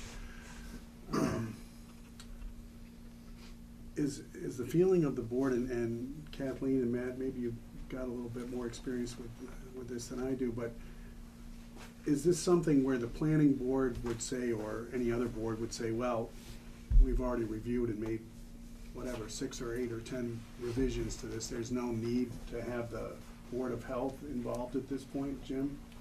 I think anytime there's a plan, it's forwarded to me, and I think even Todd, I met with Todd today, is in the planning stage, since there's be a sense of duplicity, I have a right to make an opinion. But they hire the engineering firm, which yields to, you can't have it where the planning board hires an engineering firm, and then the Board of Health hires an engineering firm, because I'm not a wetlands expert. So I went and sat down with Todd, and I sat down with Bill. And Todd and I reviewed it again this morning. Mr. Russell, your concerns with the board and authority. Yes, the board has broad authority, but in this case, it's not. It came as a plan, and it's still being reviewed by Graves Engineering. So to make a, they met on the 19th. Mike, Todd, and Bill reviewed Ed's punch list, and items of revisions will be made. So Todd, we went through every single line, and Todd made notes on the comments, and even Todd has yielded to the planning board, because then Todd would have to hire a wetland engineering expert. So in the town's process, yes, it goes through planning. If it doesn't pass planning like before, planning board VGG for the marijuana, it was done. It didn't pass through planning. It didn't need to come for us. We sent our letter stating that it would be 0 emissions, and now I get plans like this all the time for all kinds of cul-de-sacs and complexes. But it's reviewed by Graves Engineering, who the town hires. I'm not a wetlands engineer expert, so to arbitrarily say the board has the authority to deny it based on, I don't know, we're all smart and educated people, but I think that's why the town does its due diligence, sits down with Todd, who is the wetlands expert, when you talk about rivers and lakes and stuff. And I sat with Todd, and Todd's still reviewing this. So I think it's in a stage of where they've met, they've asked for revisions, and they're going to come back with them. So that's why I met with Todd today to say, hey, what's going on? And we read the letter, and this is Todd's writing. So Todd did make some comments on them, Swales, and he said, yeah, there's still lots of work to be done. Mr. Chairman? Yes, Mr. Russell. Just for a point of clarity here, I did have a phone conversation with Mr. Gerard. I personally requested that he come to my home and inspect the wetlands on my property and across the street. And I asked him as well, at what point would the Conservation Commission review the plan? I was not given a receptive reaction. So that was a problem. I don't know if he has as yet studied the plan. I do know that in the rules and regulations for a definitive subdivision plan in the town of Charlton, it calls for, and in the state law as well, calls for a mandatory review by the health board. And I don't know when these plans came into the Board of Health, but it calls for a review by the Board of Health, not by the health director, but by the Board of Health. So, it would be. That's not. I can't send every single plan. I get 15 of these a week. To send them all to the board, I let the town hire Graves Engineering to do their due diligence and report back to us. They're hired by the town to do its best due diligence, and I review the plans. If they need septic, they're the well placement, they are there, and then I rely on the planning board and the conservation board to, through Graves Engineering, as Todd does, and the planning board, to say, hey, is this acceptable? Does it meet the current laws and regulations? And I review them, yes, but I'm not a wetlands expert or an engineer, and neither anyone on this board. So to arbitrarily say, and I do understand what you're saying, that we have broad authority, but let's let them do their work first. We haven't even got the paperwork back. So Kristen wanted to, so she has her if I may hand up answer. there for quite a We're- while, excuse me. in the back. Oh, sorry. She had her hand Yes. So I up just for have quite a time for while. 1 second, please. So section 81U of the state code says that the Board of Health has mandatory review of all subdivision plans, and that they do have the right to deny those plans if they find a case where they don't meet adequate stormwater, septic, or water services. It is in their purview to Yeah, do that by certainly. state law. But I'm not done. And also our local bylaws also state mandatory review by the Concom and the Board of Health. I myself has also emailed the Concom and copied Mr. Gerard. 3 weeks ago, I've gotten only a response from Rose, the secretary. Nobody else has responded. Nobody else has spoken back at all, not even to just say, yes, we acknowledge we received this message. You Only called me, Rose. you said? No, no, Oh, Concom. oh. So I'm just specifying to you that we are here because we know that it is within the authority of this board to make this action, and that they are willing to do whatever they feel is right. They're elected by the people to have that authority. So you can't say that it's Graves, because we've been to 8 Yep. hearings with Graves, and we have found numerous things that Graves did not I find. think it's not just Graves, if I may, Mr. Chairman, I think that if the board would make a decision based on data, okay? Someone who is qualified to do an assessment of something that's going on, to inform the board. Now, when I get these plans, they're plans that are still under review. So I did meet with Bill Scanlon and say, where are we at with this? All right, there's also a letter from Meridian Associates, and I spoke with Todd today. He said they're far from accepting anything, and they're still under review. So once they come back with a final narrative, then we would take a look at it, whether they're compliant or non-compliant, and that's the planning board's decision at that point to say, yes, and I always send a letter that I've looked at the plans and waiting for pending plans, and it's not my fault that they hire Graves and they're not trusted, but that's who the town hires. I'm not saying they're not trusted, I'm just saying that there's been a lot that they've But missed. they, I understand, and I understand This is a the massive process. project. But I'm I don't not take taking on anything that. lightly, and I know that there's an issue, but when I get these plans, I sit down and look at them. If I think there's an issue, I go and see Todd, I'll go and see Bill, I'll see the planning board. I talked to Peter Boria today, he said you did attend his meeting last night, and we do a due diligence. If I felt that there was anything that Graves would bring up, or Todd Gerard felt that there was something that was incorrect, and it would be, and he works for he's the conservation agent, and he handles stormwater management for the town. You're required to do that. Then I would have Todd come before the board and speak to the board of his concerns.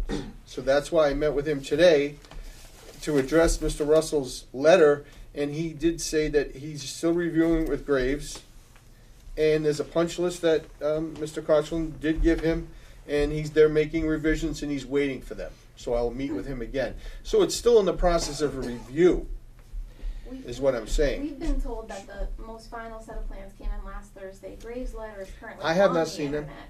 So I believe that part is completely concluded. I think the And last, the- January 17th is, Can we have everybody no, go more to than the chair, that. please? So, I'm the getting the confused. planning board intends to make a determination on the 6th of March. So Very there's soon, a very soon. tremendous amount of time. All right, one at a time here. Mr. Chairman, just one question. Yes, Have any of the board members seen any of these plans? we have gotten some preliminary plans, and as Jim stated, these were I from. haven't seen them, You haven't put your eyes on them? no. No, and the reason is because we know that they're going through all sorts of changes. I think, Jim, at a previous meeting, you stated you actually had plans like this, and you said, I've Yep. got plans, but they are incomplete, I think is how you put it. there wasn't much on them in the narrative, and I read, and I get plans, a lot of plans for all the systems. And that's when it's to my doom, I'm the director. I don't think I'm going to be sending all the plans for board members to review. I allow the professionals to give an opinion to the board, and if I felt there was an issue, which I tell the board, I always keep you updated on these issues, that if there was an issue that Graves said they didn't comply with A, B, or C, or Todd Gerard, the conservation agent, said there's a vernal pool and is running into Mr. Russell's yard and it can't be done. I know the water line's going through there, the road will be upgraded. There will be new storm drains, but that's, and I know they're saying it's under the purview of Section 81, Section A. Yes, if we felt that any way that they didn't comply with the well, with stormwater, but we're not stormwater management here. Todd Gerard is the stormwater management for the town of Charlton. He advises the board and myself if there's an issue with stormwater management. That's a big thing with the state now. Okay, he said that, but Todd is a stormwater management Todd person. doesn't have their vote. They have the vote. They're given by the people. They're elected Well, by the then if, people. what I'm saying, if the Todd board, can say whatever he wants, but the board makes the but I decision. think the board has to make an informed decision, is what I'm saying. Absolutely. And by the way, the Valley Green Road representatives are right here, so they can tell you if you have the most complete plans or not. Is that the most complete plan? I think you have to go through the chair, ma'am. Oh, I'm sorry. All right. Sorry, I didn't mean to. Mr. Koch. Let me speak, thank you. Okay, so I understand where Mr. Philbrook is coming from, but I'd like to just point a few things out.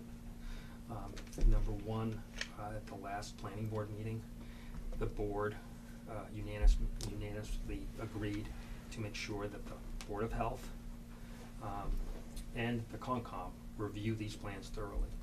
So they made that request already. And that was in light of the fact that it's right here, 3.3.7 of their regs that say that, you know, it's mandatory for you guys to review these plans. So, you know, That's not true. Mr. Chairman, I need to intervene. As the director, it's my job to report to the board if I see there's anything wrong.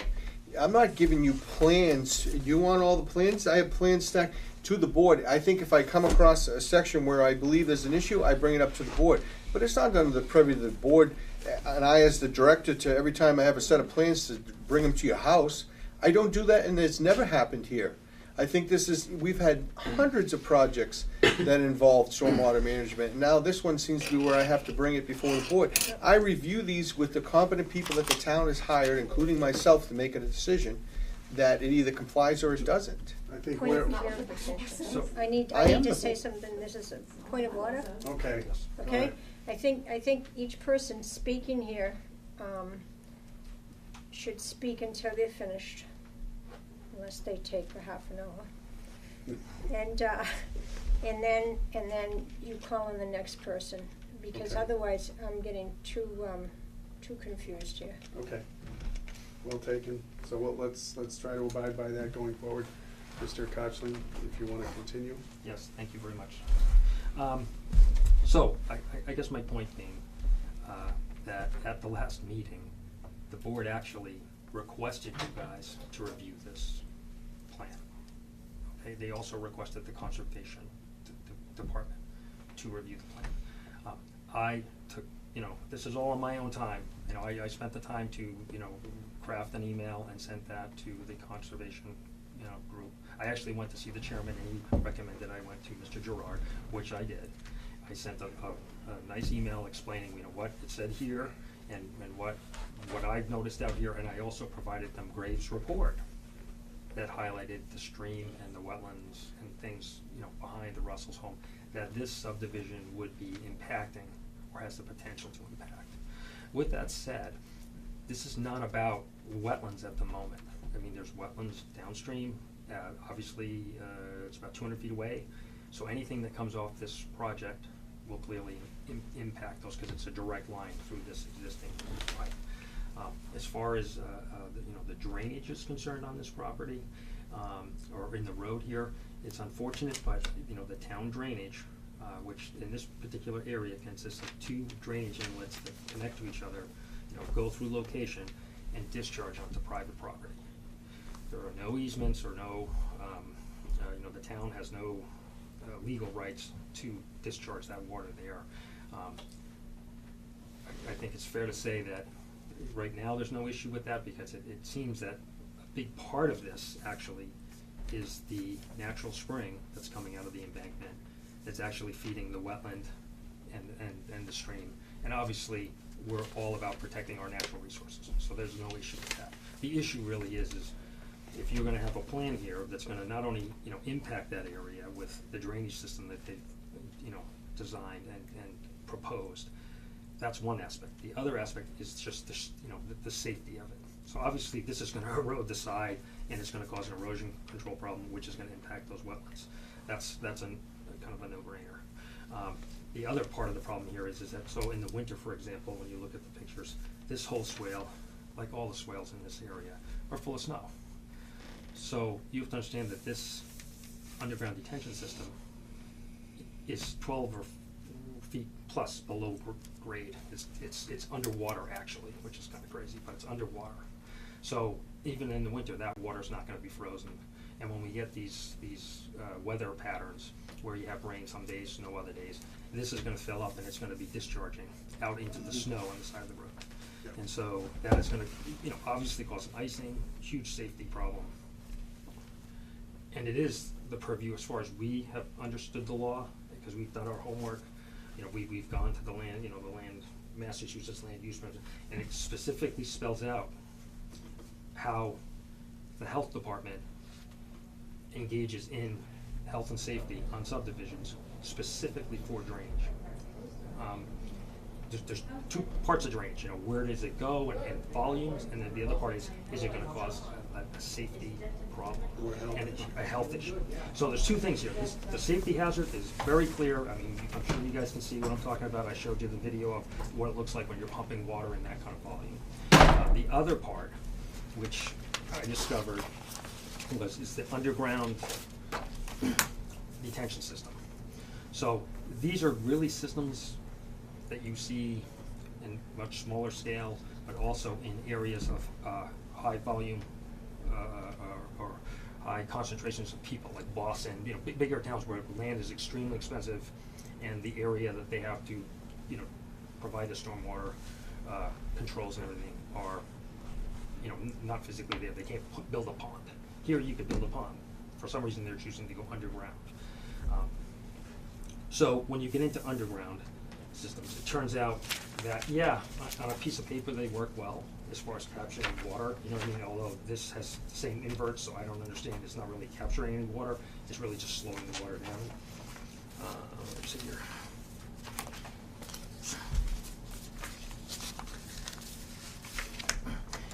It turns out there has been very limited studies done on actually the health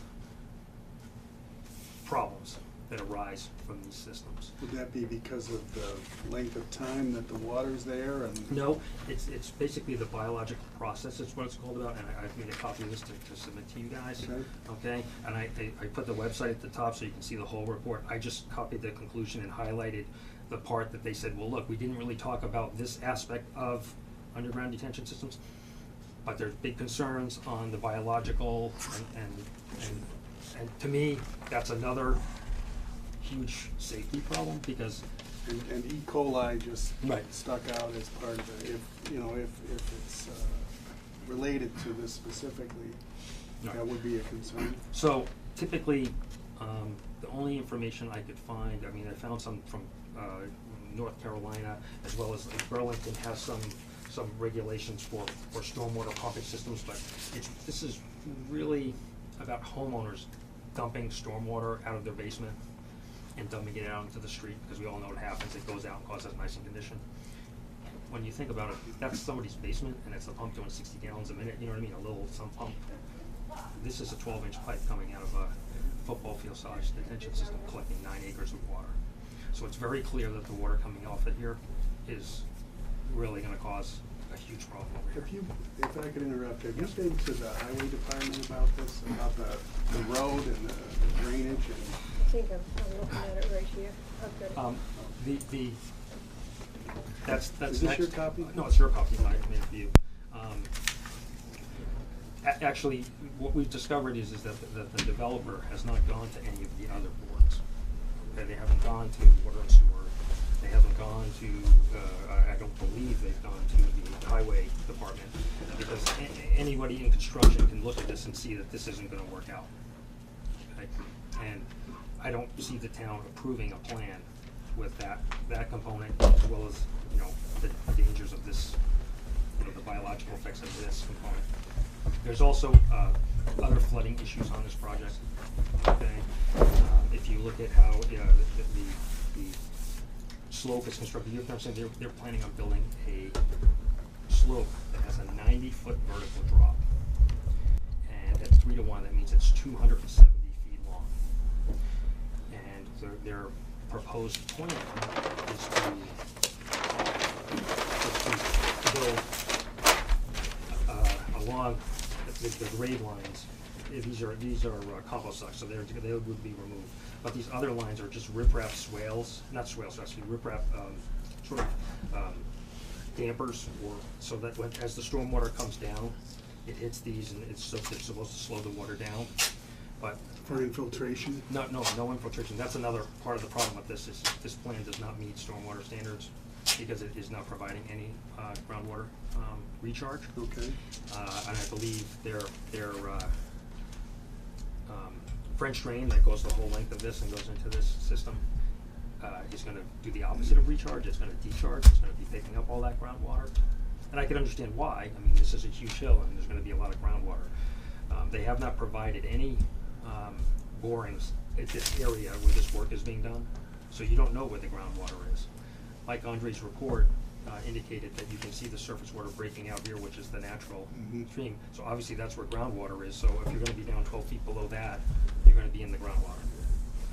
Okay.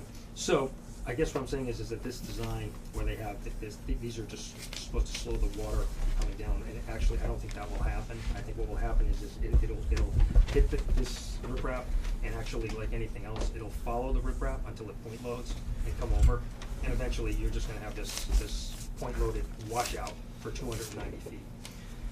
Engineering standards require for this kind of slope, they really require surface drainage. In other words, for every 100 feet coming down the slope, you should have a surface swale that catches the water and diverts it off the property. And there's none of that indicated. There's none of that in this. So that's going to cause a safety hazard, I believe, of washouts and problems coming down in here. Whatever gets down in here is going to go down in here. And I guess the last point that I would make is, I mean, I realize that the engineering and the calculations that were provided state that there will be less water coming off this site. But you really got to ask yourself, a couple of basic questions. For example, right now, the only way the water gets off this whole area and the road is through the little drainage inlet 12-inch pipe. that goes off here. And you're talking about 2 catch basins that have 24-inch pipes, because that's what was required. They have the 8-inch pipe that's over 500 feet long going into those. Goes to a 24-inch pipe, which goes into this system, comes out at a 30-inch pipe, and then gets pumped by an industrial pump up a 12-inch pipe and dumped over the side. So those are issues. I think the other issue is, for example, for safety is that they came up with this new design for an overflow, which is a pool. I don't think we want to have a pool that's not fenced in, for example, because obviously you're going to have standing water here. It's not a good thing. And the other question I would have is that if you have standing water in these areas, is that not kind of a problem for mosquitoes? And that's Could be. And this pool here looks to be about 40 by 60 feet. Yeah. And you have to understand that this probably won't be activated too much. I mean, this, part of this design is that you're going to have this dual pump system and everything, and they have brought in, per some of the questioning in the previous meetings, the question was, well, hey, if you have a pump, what happens if the power goes out? No. So they've added a generator, which now you have a generator and fuel over here in the middle of the area. So there's a lot of concerns with that. So one of the things, other than this project, I'd like to point out to you guys is that you should really be looking at what goes on with stormwater pumping systems, because I think they're very dangerous, and the town should be looking at putting together some sort of rules and regulations regarding that, because it really isn't, from a highway from the town standpoint, we don't want to have to maintain this. And I realize that in this particular case, the developer is pitching the idea that it's going to be the lot association that's going to deal with this. But the harsh reality is that those type of setups never work. I know in the city of Worcester that we've had to take over every pond or water treatment device simply because the property goes, they just don't pay the taxes on it. It goes to tax title and we own it anyway. And neighborhood associations, nobody chips in. After 10 years, it's in their deed. But how do you go to somebody, knock on their door, and say, "Hey, we have to maintain this. You have to pay X amount of dollars." It doesn't. It's just not realistic. As much as the developers want to tell you that, it's silly. Can I just get back to the revisions? I just want to see something here first for a second.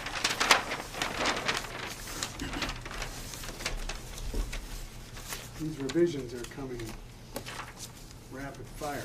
This isn't just one simple question that made the revision plans. We have revisions from December 11th, December 20th, December 28th, January 2nd, January 9th, January 14th, January 17th. What's the latest one? And is Just this the other day. latest? No, the latest one was, Thursday, I guess. So these are every week or more often. And that's part of the problem. I think that, So, Mr. Chairman, Yes. if I could, I guess, I'd be more interested in looking at these plans when they're finished. well, finished or closer to finished, and I'd also, I hate to say it, I'd like to talk to Mike Andre. He's the head engineer that's looking at this as far as the town. Yeah, I believe it's Mike Andre. Okay. Yes, it is. Because I'd kind of like his take on some of your concerns and other concerns that you haven't brought up yet. I don't know if you're going to, questions that I have. So, yeah, Kathleen, I'm kind of with you on this. Of course, the last thing the developer or anybody else would want would be to have something and the planning board and Mike Andre, it's all set, and then they go to another board and that board says, wait, you're out of compliance with our rules, you gotta go back and you gotta change one thing, but that affects 6 others. Well, like Jim's always pointing out, we can't turn it down out of hand. We'd have to have reasonable costs. Correct, yes, Jim? Mr. Chairman, I get these plans all the time Mm-hmm.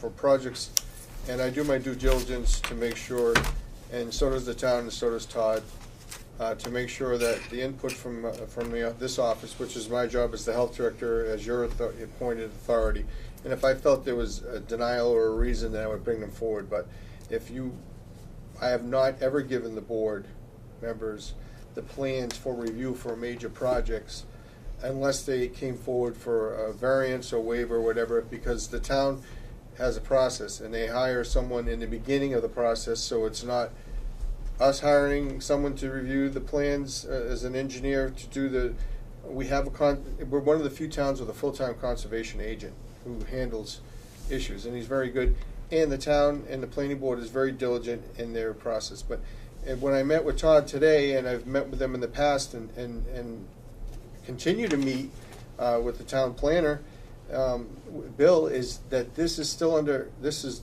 revisions are being made all the time.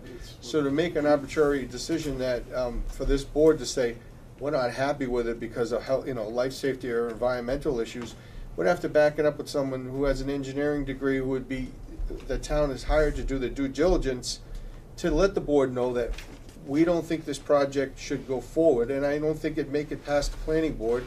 And on the 19th, I was not in on the 19th, otherwise I probably would have went to this meeting. And they had a meeting to discuss it, and Todd, I believe, did say he did go out. But like I said, I don't speak for Todd, but I think we need to let them do their job and find out, and let them make the revisions if they can. I think it would be denied at the planning board, and I would send a letter from this board with the board stating that we would expect all plans to be final and approved, and then take a look at them. Mr. Chairman? Yes, Mr. Just to Russell. answer Mr. Philbrook's statement regarding Mr. Gerard. He gave me no indication that he was going to visit my property and look at anything. In fact, Mr. Gerard was outright hostile to my request. Unfortunately, I'm sad to say that in a public meeting, Mr. Gerard was hostile to me. So I had even scheduled a appointment with him to discuss the project. At first, he was suggesting that he didn't even know what I was talking about. And Mr. Chairman, I would say that, given all of these plans and these many months, and maybe now up to 8 revisions, it's fair to say this is the biggest project ever proposed in the town of Charlton, probably in Central Mass, at 1 million+ square feet. I would think that your eyes would have been on these plans at some point during this 8-month-long process. And I must say as well, I talked to Tom O'Malley, chairman of the Conservation Commission, great guy, pro-business, and I asked him if he has had a review, have these plans been before the Conservation Commission? He hasn't seen them. Right. So if I may, Mr. Chairman, I did reach out to Todd Gerard as well regarding this, and he flat out told me that he was not gonna review these plans until they were submitted to Conservation. And as I pointed out, the way they're set up at the moment, they do not trigger a Conservation review. The only thing that's requiring them to go to Conservation are the planning board regs that say, hey, you need a mandatory review, and the board wants to hear from you. So I guess what we're looking for from you is a letter to the board that would say, we've looked at the latest version that you have, which is this version, because you haven't received the new version, and, you know, there are safety issues on it, because I think I pointed those out. Did I hear you right? You said that this could possibly totally bypass Conservation Commission? Yes. They would not have any say, they would not be able to review? That is correct, because originally, It just sounds wrong. a few sets of plans ago, this was triggering Concom review because they were doing work within the 100-foot buffer zones. And that's, to be honest with you, was a little disturbing here was that when I asked Mr. Gerard to go out and look at this, because to me it's clearly a perennial stream. It was also identified as by Mr. Andre as a stream. He said, nope, I'm not gonna go out there and do any of this work until I officially get an NOI or an RDA submittal from the developer, and it's kind of a catch-22. My point was, you're not gonna get that because it's not within 100 feet. What's gonna trigger a review here actually is if it is a perennial stream and they're within 200 feet, and then it would have to come. With that said, I didn't realize it, but I did find it in the regs that they are required to do a stormwater report for this under planning board as well as Concom, and they do not meet that. And there was a lot of pushback at the last planning board meeting regarding meeting stormwater standards, which should be very alarming to everybody in the room who's from Charlton, because right now we're under, you know, the MS4 permit for stormwater, which is pretty rigid, heavy fines, and we should not be approving any plans at all in this town that do not meet the federal and state, you know, stormwater standards. That's crystal clear, and so I don't understand why the games were being played there. It doesn't matter. Right now, what we're before you with, or what I'm came down here to point out, was there's some serious safety, stormwater, drainage issues with this proposed plan. If you want to get the latest version and see if any of those things have changed, that would make sense, but I don't believe so. They have no place to go with their stormwater other than out into the street, which now goes onto private property. And I don't think that the town or a single board in this town should be permitting any projects that discharge stormwater on private property, okay? And what did planning board say about this? Have you been able to go? I haven't gone this route yet, pointing out these safety concerns with the erosion here. I mean, after all, they do have an engineer, Mr. Andre, he's a very competent engineer. However, for whatever reason, he has not highlighted a lot of the features that I have highlighted. My background is that I review plans for the city of Worcester, and I work with the Concom as a Concom agent. I have knowledge. I've been a field engineer for 20 years, and you know, one of the things that you learn as a field engineer is that not all the time plans don't always work. There's a common sense component to plans, and you have to sort of, you know, connect the dots. And That's for sure. and I'm connecting the dots here and pointing that out. Excuse me a second, Jim. As part of the plan review that Okay. was sent to me, the narrative, the stormwater management review, All right, and this is, the last revision on this was January 17th? that's the last thing I received, and this is really not a plan like, that would be like that, it's more of a site plot plan. So, Mr. Chairman, if I may. Yes. There's one other thing that I'd like to bring to your attention that's very clear here that's come out of this whole, and it's a good thing, which is that what I'm noticing, and I think what some of the other residents are noticing, is that, you know, what the developer is doing is just, you know, sort of going to one entity at a time without really going to all at the same time, or doing things in a reasonable, rational order. For example, we went to Worcester, to the Water Sewer Commission last night, and pointed out that, well, look, you know, these guys are looking for sewer connections, they're looking for 2-inch water mains, there's a 6-inch water main connection, and the board was like, what are you talking about? We haven't been submitted these plans, how do they know that we have capacity to give them this? That brings up another big question. What exactly are they building here? They came in and told the planning board that it was a non-residential subdivision, which I'm not sure what that means, but according to the Water Sewer Commission, they were like, well, 2-inch water service means it's commercial, and that designates this project as commercial, which means they have to go to them, so they know what their discharge is gonna be, what their needs are, because they might not be able to meet them. This water main is going in, I don't think they have calculated a 6-inch water line to come off for a fire sprinkler for a huge building. With that said, that would be another question I would ask of the board here, would be to ask the developer, what are they building? The only reason for putting an underground system here, in my mind, is to build a parking lot. Are they building is this an area, for example, that they plan on processing marijuana plants? Is that what's going on here? And if that's the case, that would be a big health department issue. I guess my point is if you don't know, we need to ask. Another thing on these plans that's very strange, and these guys, the developers, engineers are here, and they're gentlemen, and I do want to ask them. I don't understand why you would have this 5-foot strip between the property and the frontage on the road, for example. That can't really be maintained. So is that an issue as far as the health department for safety? Is that for tax reasons? So now you don't have frontage on this road and don't have to pay taxes to the town, or is it for the betterment? Now that you're not on that road, you don't have frontage on the betterment. Do you not have to pay the betterment? So I don't really know, but as a resident taxpayer, those are kind of questions that come to mind. These are unusual things to see.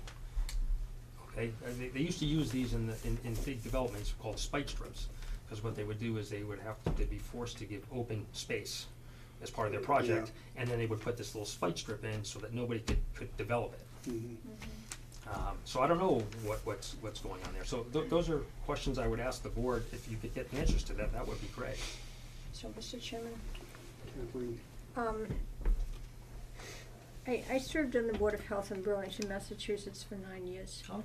And at that time, we had a lot of development going on, big development, and the developers would send all the different groups the plans initially anyway for them to review. So we'd all get them, Board of Health and Highway, everybody, Water, Sewer.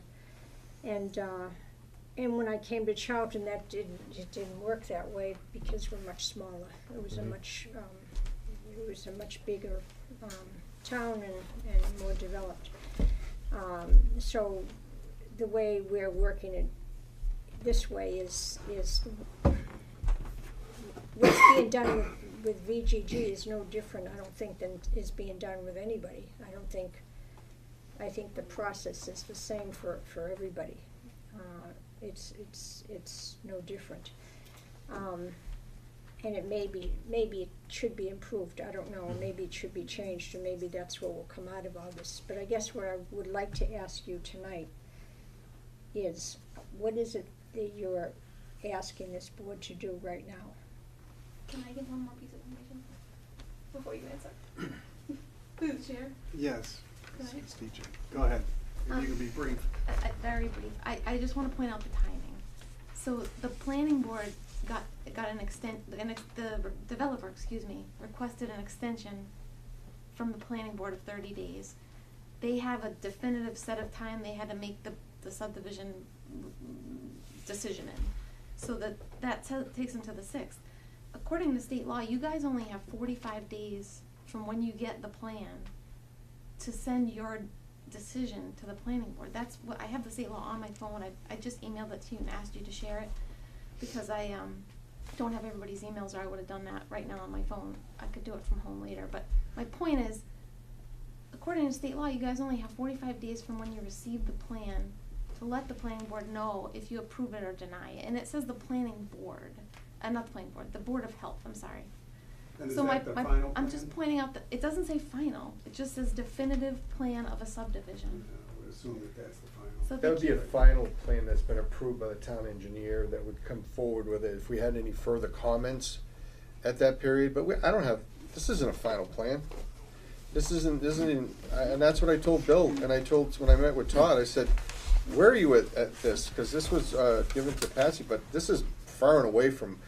So if there was a final plan approved, say, by the town's engineer, which I don't think he's here, but if he decided that was, then we would have 45 days to look at It's not it. fine. Okay. Yeah, it's, Thank you. this is not a final plan.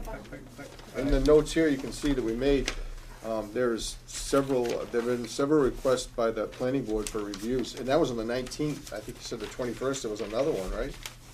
Yes, yes. so if I may, Mr. Chairman, well, number one, the town engineer doesn't approve the plans, the planning board approves the plans. Right, exactly. And the planning board specifically stated at their last meeting, and you can go to the videotape, that they requested the Board of Health to weigh in on their thoughts on this project. What, And they- okay, and. I met with Bill Okay, Okay. and Todd. No, he wasn't at, Bill wasn't at that meeting. well, it doesn't matter, I mean, they're, again, Bill and Todd are not the board. And the board specifically said they want reports from the Board of Health on their take on this, as well as the Concom. And I believe that that's why we're here tonight, to express our concerns about this to you, to the board, so that you guys can, with good conscience, look at this and say, you're right, Mr. Kochling, there are safety concerns, and we'll relay that information to the planning board, or, Mr. Kochling, thanks for coming in, we disagree with your concerns, and you can write that note to the planning board. That way, at least when it goes to the next meeting on the 6th, the planning board has that information in hand, so that they can make their decision. That's, I think, how they're viewing this to go, and if you read bylaws or their laws, that's kinda how this is set up. They're saying, if there's a problem with a project that the Board of Health has, or Concom has, they need to make that known to the planning board before they make their decision. And I guess that's why we're here tonight, is to say, look, pointing out all these safety concerns and problems, and we're asking the Board of Health to weigh in on that with correspondence to the planning board for the next meeting. Not after the planning board meets, but before. And I think, is that fair to say? Is that? Yeah. It is correct, Mr. Chairman. And to answer your question, Mr. Walker, I think what we're here to do is to request that your board express your concerns, if you have them, with these plans. I think Ed is an engineer, and he has the knowledge that I don't have, but he does this for a living, and he has gone through these many plans, scoured them, and sees the deficiencies that are clearly apparent, that we hope you would consider with an open mind, and draft a letter to the planning board expressing your concerns about these plans as they currently exist. Well, I'd like to my mind, I think you're right, if nothing else, for transparency and clarification. It would be to the planning board, if it was me making the decision, it would be a list of some of the concerns for clarification, and also feedback from not only the planning board, but also Mike and Andre. Because I know there are revisions that are obviously taking place on a regular basis, but we certainly don't want to miss the boat and just have it bypass us like it could some of the other boards, which to me seems like a real disservice to abutters and the town and the developer. Because if we were to catch something tonight and say, wait, that's out of regulation, and it does affect something, you don't want to be doing that after everything else is all said, and then it has a domino effect. So, Kathleen, Matt, you have not said one word. I'm just listening, hearing what they have to say about it. You have some more expertise on these projects than I do. Maybe not to this scope, but you've been on this board a lot longer than I have. That's why I'm kind of looking to you now for what you might do regarding their request. Well, my comment is there's a process that this town has followed and has always followed, whether the project is this big or this big. And I see this project following in those same footsteps. I don't see it. I'm sitting here and looking at what's going on, and I'm still thinking, but it's stormwater and it's water.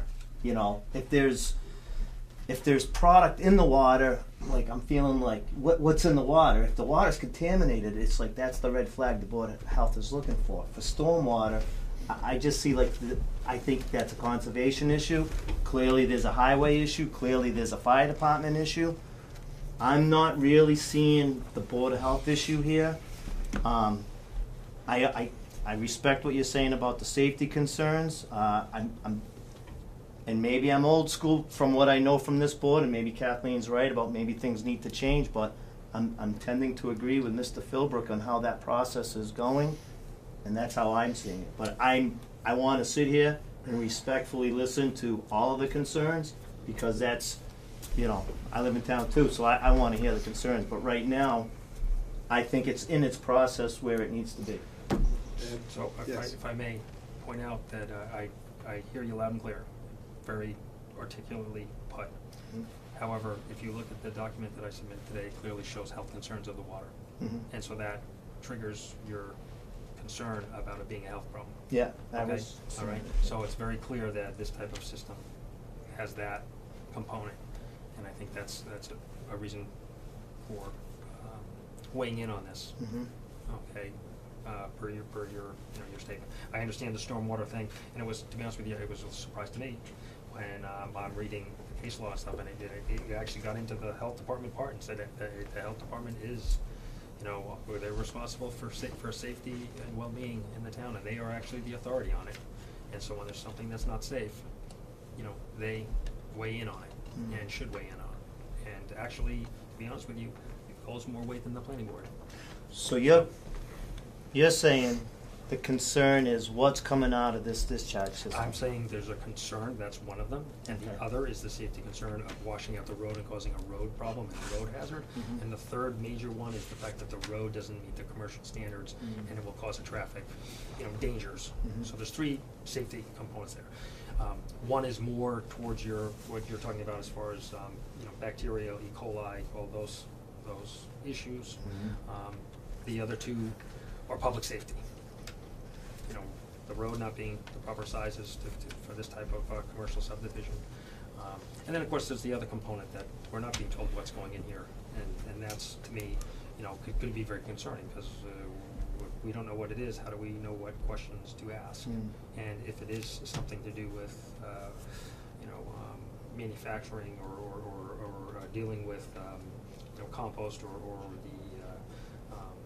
the agricultural component or waste component, then it's going to be a real big health problem. You know what I mean? Then you are going to be dealing with odors and other things. Right. So, Mr. Chairman, one last note from me that we haven't discussed tonight with regard to health. This orchard, it's been tested, and there's arsenic in the soil. And the more water you drain out of that hill, the more arsenic is in the water, which then drains down into Dodge Pond, South Charlton Yes. Reservoir? yes, that's good. It actually goes into Mr. Moore's fish pond, and then from there actually goes further down into Dodge Pond.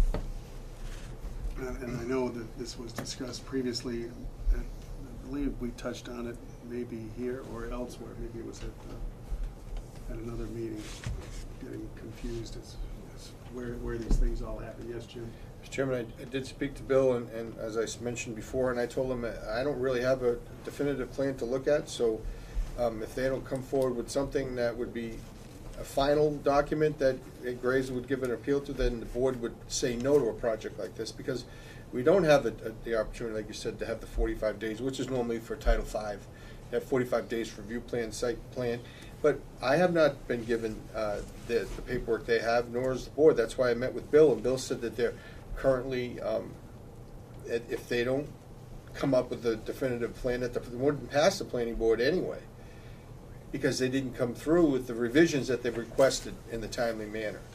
So that's what I'm saying, if we could let the process follow through, but if I did get a final plan, but if you want me to forward the plans to you, if you even looked at these, and I brought them at our last meeting, there's not much on them. We don't even have what they have there. So for us to say that we're going to jump ahead before it's done, that's the only problem I have. And I don't have a vested interest. I don't live on that road, and I understand it's a major project that needs to, but I think, as Kathleen stated, we need to make sure that the town does its due diligence before a project's approved, and I don't think they've done that yet. I just don't wanna miss the boat on this, on the 45-day window. I don't want the planning board coming through, what'd you say, 3-6, 3-9? Yeah, 3-6. 3-6, all right, I wanna get that straight.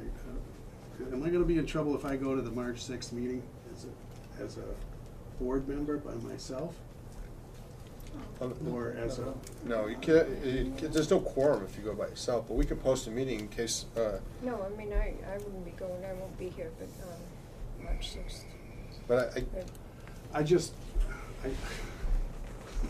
the way that you're talking and the way that sometimes, I don't wanna say blindsided, but sometimes things slip past, I just don't want the 45-day window. What I'd like to see is something where the plan is 99% complete, maybe there's one or two small revisions, and then they say, okay, everybody, and plans go to Concom, Highway Department, Board of Health, who else am I missing? There's gotta be other, water, sewer. Highway. And, yeah, I think I mentioned highway. And then say, okay, you've all got receipt of this, great, we got 45 days, we're gonna get together, at the planning board with, engineers and Graves Engineering, and review and make sure that everybody's set and squared away and happy. Maybe not happy, but at least they're to the rules and regulations as they should be. And I'm kind of leaning towards what Jim said, because these revisions are just so rapid fire. I would hope that if you've brought this up to Graves Engineering with what seems like pretty legitimate complaints, that they are looking at this and taking, positive steps to either explain to you, yeah, here's what it is, I'm gonna ask them to do this, or there's no concern because our calculations are such, something along those lines. Mr. Chairman. Yes, Mr. Russell. I believe that every time Valley Green Growth submits plans, they consider those plans 100% complete. Right, until somebody comes back and says you need to. So, Re-engineered before. I mean, so what happened, so, the interesting part of this is that that's what's been going on. That's why there are so many revisions, because we've been able to come and point out, like, for example, they missed the catch basins here that dump across the street into the backyard. We've done our due diligence over and over again, and it has to come to some point where the plans are just not acceptable, they're not safe. And in this particular place, there is no way you can make this safe when you're dumping all this water from 9 acres out onto a country road that doesn't have a drainage capacity. One, to handle it, and number two, where it's being dumped on private property. Yeah. So, and I guess, it would be very much appreciated if, you can come to the meeting for yourself, but I'm a little lost with the planning board, their regs saying you guys have to weigh in, and then demanding that you weigh in at the last meeting, because that's why we had the last 6 weeks. And it says right here, you have to get a set of plans from the developer. Why you don't have the latest set of plans, I have no idea. Well, that's a violation of the rules. We're playing by the rules, and it doesn't seem like these guys are, so. Totally Mr. understand. Chair, maybe you could go to the meeting and just explain what it's saying, that you don't have the plans. I'll be there. Yeah, we Matter of haven't fact, had a I'll chance sit, to I'll review go them. on up and we'll sit side by side, Okay. and we'll go on over some of your concerns. And if it's okay with the board, I will just view my concerns, not necessarily concerns, but Questions. questions. We need clarification. I want to hear on videotape from Mr. Andrade, hey, we're working on this, and your specifics, I want them answered. I want the planning board to say, yes, Mr. Andrade guarantees that there won't be drainage problems, that there won't be arsenic going into somebody's fish pond, and Todd and everybody else, hopefully they'll be there. But I'm sure Mr. Andrade will be there, and I promise you I will be there. Very good. Right. Jim, Thank you one very more much. thing if I may. As far as the stormwater management thing, Todd has been appointed as the town stormwater management representative. So, with that said, that sounds good, but Todd hasn't been to one meeting yet, as far as I can tell, maybe one. see, I So- wish so I could- that's- I don't- That's Excuse the me, part Mr. that makes you Chairman, I worried. did talk to Todd just before this meeting. Yeah. And he said he was totally on top of this, and he's working with Graves, and he's been going through certain parts of it, Graves does another part of it. And, he would have stood there and talked to me for another 15 minutes, explaining to me what he had found if I hadn't had to come to this meeting. So Todd is, from my perspective, from my talking with him, very involved with this. Well, I hope you're right. So we've he got may two not different- be well, being two different responsive to you opinions. guys, Well, it's not a but- question of responsibility, I just haven't noticed them at any of the meetings, so maybe it's me, but, that's fine. It's not, this isn't about Todd or what hasn't been done, it's what needs to get done. Yeah. You know, and so I'm very grateful, thank you for your time, and I think that it's fantastic if you can come to the I meeting. will be there. Because, you know, it'd be great for the planning board chair to say to you, yes, we Yep. did, you know, we did request the health board to weigh in on this. Right. And obviously you guys didn't get that memo, so there's a disconnect there. Yeah, the- We do have somebody from Valley Green Grove. Did you want to speak, sir? Yes, Mr. Chairman, if I Can you may. identify yourself, please, for the Yeah, record? come on up and have a seat and just identify yourself, just for the record, for our meeting minutes. Sure, my name is Dan Leary. I'm a project manager with Valley Green Grove. Okay? And thank you for having me here. Well, thanks for coming. You've been sitting here for a couple hours now. It's all right. So first, we're just to clarify, because I heard a number of comments about the cannabis cultivation project, and to be clear, that project's been disapproved. It's in a it's pending an appeal right now, and this project right now is just the definitive subdivision plan. So we're not. It hasn't been proposed to have trucks and things like that. It's a definitive subdivision plan for the purpose of freezing the zoning for this parcel. And getting, if I can interrupt, just getting that first 9 or 10 acres or whatever developed, is that it? It's on paper for the purpose of freezing zoning. Okay. So no facility has been proposed for this.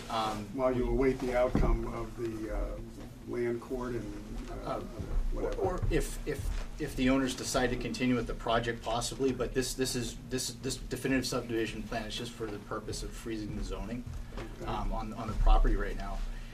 But I guess more importantly is we do disagree with a lot of the discussion that's happened tonight, because I do feel that if as you speak with Mr. Gerard, with Mr. Andrade and others, you'll see that the iterations that have come about have been very reasonable. About 6 weeks ago, we submitted the plans that have been relatively unchanged for the last 6 weeks. Last week, we got, and we submitted copies of that for Board of Health and Conservation. I believe that they've made it to where they needed to go for review. But last week, we did sit with staff in town, including Mr. Andrade, to go through Mr. Coughlin's comments and make sure that anything that was in there that we hadn't addressed in a previous revision was addressed. So the revision that was submitted last week to the town addressed a number of those comments that either Mr. Andrade or Mr. Gerard felt we didn't adequately address. So that's gone back. We did receive some comments back from Mr. Andrade on that. In fact, the most current version of the plans were submitted today. They included a couple of changes. There was an acronym, BFP, that it wasn't clear what it meant backflow prevention. So we added that. So the changes were relatively unsubstantial, is my opinion on it. But I would just encourage you to speak to Mr. Andrade, Mr. Gerard, and Mr. Scanlon to understand the process that we've gone through. But I believe that everything that was discussed tonight has been addressed, and we feel that Mr. Andrade and the town's review will show that. Okay. Well, I'm looking forward to the meeting. I don't know if you folks will be there at March 6th, will you? Okay. And we'll be happy to answer any questions Yep. that come up. Good, good. Can I Yes. ask a clarifying Yes. question as a observer trying to understand the decision-making? Mr. Leary, Mrs. Smith? when you We're friends and neighbors now. Oh, that's what I was. When you mentioned that you've addressed all of the concerns to date, could you speak specifically to Mr. Gerard Russell's concerns about water flow onto his property and the size of the pipes? Was that addressed in the most recent iteration of the plan? can I ask, if, Yeah. could we? Yeah, go ahead. Speak freely. Mr. Novak. Whoever feels best qualified. For the record, Mike Novak from Meridian Associates, project engineer. May I ask a clarification question? Yes, go ahead. Can you, I just wanna make sure I'm following you. We're talking about what pipes? The pipes on site or under the road? The off-flow of water from the property being proposed to be developed, Mm-hmm. and the impact that that would have on the neighboring properties. The impact that would have on the neighboring properties. In It's regards- not a trick question. No, I It's- wanna understand your question, that's all. Yeah, it's not a trick question. Right. It's specifically, what are the off-flow of water, sometimes called stormwater, Mhm. some kind, whatever it's called, the water that will come off of the property and flow into this private ductway into a private residence property. Has that concern been addressed in any change in the plans that you've made? I think I'm with you now, thank you. In regards to that particular question, the stormwater management, as Mr. Coxon went through very in detail, has not in any form or major fashion changed. And the drainage report, which I think Mr. Philbrook showed, or is there, gives a summary of the storms or storm events that we've modeled as required by your bylaw, and shows that there is a slight reduction in both peak and volume of stormwater runoff through the mitigation measures shown before leaving the property. So I think, and the last probably 2 sets of revisions, there has been no major change, or really even minor change, other than some nomenclature clarifications to that entire system. So the plan that was presented and just shared and discussed by Is the, actually is, two revisions old. but minor, nothing that Right, no. changes in substantial, in substance, Correct. I the think if you laid them- offlow of water. If you laid them together, you would not see any major. Any difference. Any major changes in terms of the overall system. Okay, so just trying to clarify it for, home viewers. My opinion, of course, but. Right, so that this is basically the plan and the concerns that were just presented have been presented to the Board of Health for consideration, and that the current version of the plan was accurately reflected in those concerns by the neighbors. I don't live in that neighborhood, so it's not like I have a dog in this fight, so to speak, but I, as a citizen of this country and an active voter and someone very concerned about individual taxpayer rights of residents who live in this town, who have for years maintained their properties. You have to take your shoes off to go to the Russell's house. They take very good care of their home. They're concerned about how they're gonna live going forward with a neighbor and someone dumping water onto their property. I would share those same concerns at my home or anyone else's home. You would not want to have a pipe suddenly leading to your home to flood your property.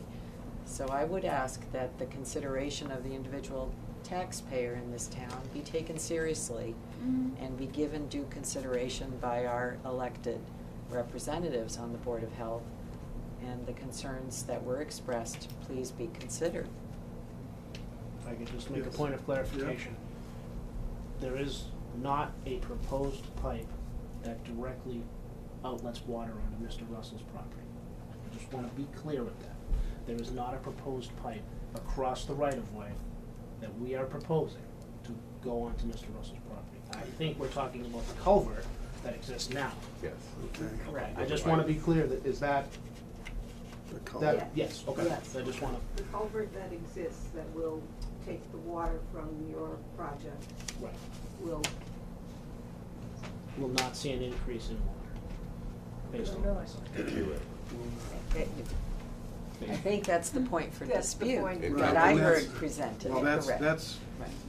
I'm writing some notes down, and we're gonna get this again on video, And that's fine. I March 6th in the evening with Mr. Andre there. He's the true expert.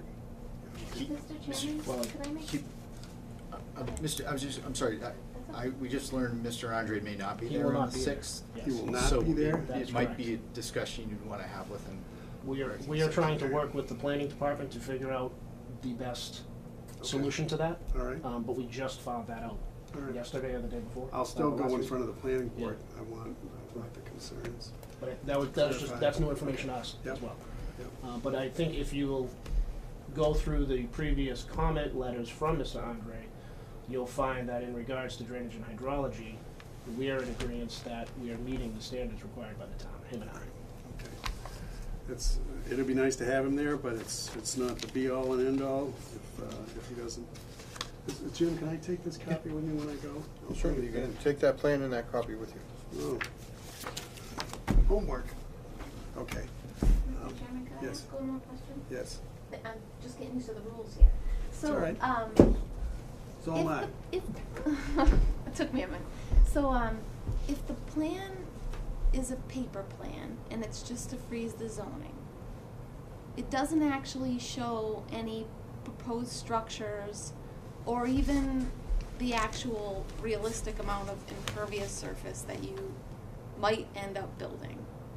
How do you expect any board, Board of Health, Planning Board, Conservation Commission, to know if you have designed adequate stormwater and sanitary facilities? If you are presenting a plan that does not show enough detail, how do you expect them to make a rational decision? Can I answer that? To my mind, this is news to me that this was just to freeze a small portion of the plan for the zoning. So it's to freeze the whole 100 acres. Well, to freeze the whole 100 acres, right, so I can see where you're coming from, but all we've got to go on right now, I mean, I don't see anything, or I haven't seen anything on a plan that says, oh, after the zoning is frozen, then we're gonna put in this 30-foot high structure on, you know, in these rows back on this 40 acres situated here. This isn't even part of that. Yes, sir. Right. There's no site, there's no proposed site plan, that would be a Right. future site plan. So in this case, this is segmented, so all we can look at is whatever the engineered plans are for this, what was it, 9 or 10 acres or whatever was mentioned earlier. And unfortunately, you have a valid point. We as a board and Mike Andrade and engineers and BGG, I think, are just saying, okay, let's take this one step at a time. Because you don't want to throw all this money at all this and then find out, oh, guess what? It's, you know, the courts have deemed that you can't do such and such on that property. Yes, sir. As a point of clarification, may I add that a definitive subdivision approves the proposed roadway and the lots, and they meet frontage and area. Right. That's it. Mhm. So if anyone wanted to put any kind of structure, they would still need a building permit, which would still allow a cursory review from any department that has jurisdiction. This plan does not allow anyone to put any type of structure. It Right. only approves the roadway and the lots for frontage and area. That's my understanding of definitive subdivision law. Yep. Okay. Building Yes. one large This duck is pond. Russell from Old Yep. Grove. However, the site plan has already been presented. A site plan has presented. We cannot pretend that we don't know what's gonna go up there. It has been denied, but to pretend that it doesn't exist doesn't make any logical sense. Technically, maybe that's how you have to look at it, but it's like, you know, we've had a premonition. We've seen what the site is proposed to be. So what would happen was if the appeal went through and then the court said they're allowed to do their original site plan, your concern would be then that they would just, once they're given the go-ahead, they could just go ahead and do it without any further review or anything. Is that what you're saying? No, I would hope not. That would all have to Okay, go all back right, to the okay, planning board and all all that, right. yeah. But to pretend that if the first thing we ever got from BGG and 44 Old Worcester Road was this cul-de-sac and we're gonna change the lots, then we could pretend we don't know what's going on. But we know what's going on because the site plan was already presented. Right. So what you're saying is the rest of the facility will also have other concerns and could feed into this, and I understand where you're coming from. Mr. Chairman, and this will be the last word from me. Are you sure? I'm writing this down. The proponents are saying that the purpose of the subdivision plan is to freeze the zoning. We get that. But if the planning board were to approve the definitive subdivision plan, they could build it. Now, they're saying they won't, but they could build what is on that plan right in front of you. Right. Take this big chunk out of the Orchard Hill and put up this big cul-de-sac of asphalt and this huge football field size underground water detention system. They could build that. They could build that because they have a plan. It's been denied, it's in court, but they've got a plan. So they could just build that. And, you know, call me crazy, but I've had the biggest mouth here. And I don't think it's just chance that that's right across the street from my house, dumping water onto my property. I don't think it's just by chance. That's it, I'm done, thank you. Good. Go ahead. You were shaking your head first, so I'm gonna give you a chance. I can give the technical reasons as to why. There's technical, I'm sorry, I wouldn't want anybody to have that feeling. Yeah. There's a technical reason why it was placed there. That actually wasn't even the original site of the proposed subdivision, when we first presented to the planning board. It, following initial, I should let Mike Novak answer No, that. you're doing great. Go ahead. Yeah, following the initial discussions, we did adjust it to a site that had better, line of sight and for safety of traffic reasons. So I adamantly would not want any, or the Russells to feel that there's a reason why this is proposed right there. That's absolutely not the case. So you moved it from the first location, I do remember where that was, to this location because you're for better line of sight and traffic. What would the traffic be going to and Yeah. driving away from? Yeah. Is it a Yes, building? right. Is there a skating rink? What do we? I'll answer this in two parts. The preliminary subdivision, which is, I think, what the abutter was referring to as he remembers the first location, the required site distances could not be met. Required site distances are in your bylaws, and they're also dictated by AASHTO, the American Highway Safety. In order to meet those, we had to move the cul-de-sac to its current location to maximize those site distances. Those site distances are determined by AASHTO through multiple charts, speed limits on the road that you're entering, the speed limit of the road you're coming from. There's actually multiple steps to determine those. It actually has not a lot to do with the true traffic generated. It's about the roadway geometry. So I hope that answers the question. Mhm. And feel free to, I mean, I'm not an expert, but that's how it's determined and that's how we proposed it, and Mike Andre has reviewed. So Well, I'll leave it at that. I think over just for after 8 months of listening to all these meetings and going to these things, and you developed a certain bit of skepticism, and you guys, it would probably do you service to come clean and tell us what you're going to do with this property. It'd probably take a whole lot of weight off. It might, because by saying nothing, you're doing yourself a disservice, and you're just raising that whole skepticism townwide by not telling us what you're planning on doing with that. We know you're gonna shave off 30 feet of the top of the hill. We know you're gonna put up, you're planning on putting up a 1 million square foot building.